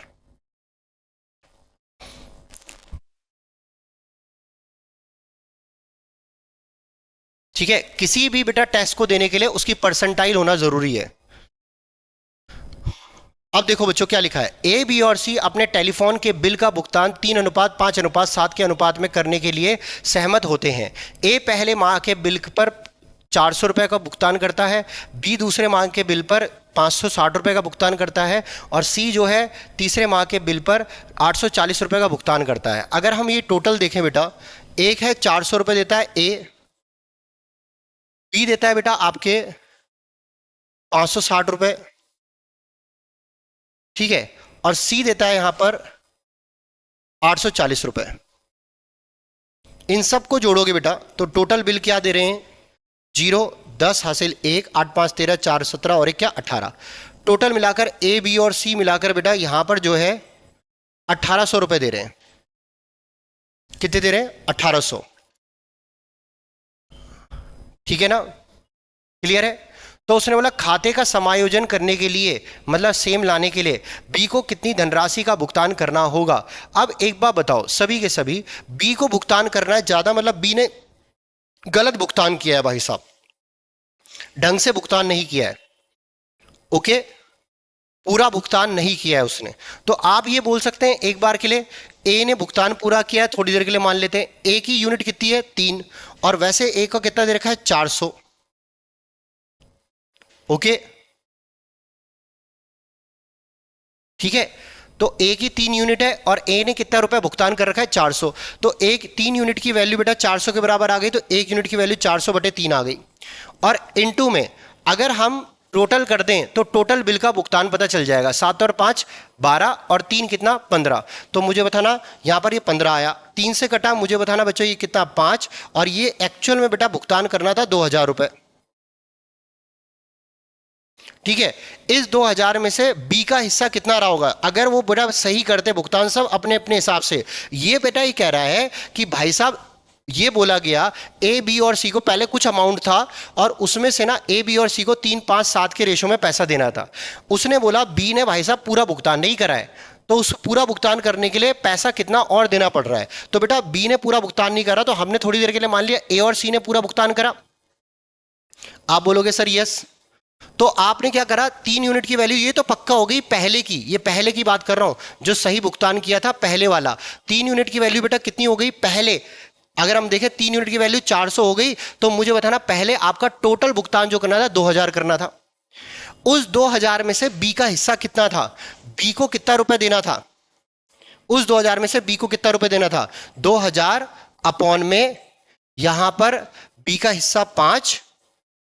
ओ टोटल 2000/15 और इंटू 5, 15 से कटा, 15 एकम 15, उसके बाद 15 तिया 45 और उसके बाद 15 तिया 45, 133 पॉइंट कुछ आ रहा है ये तो।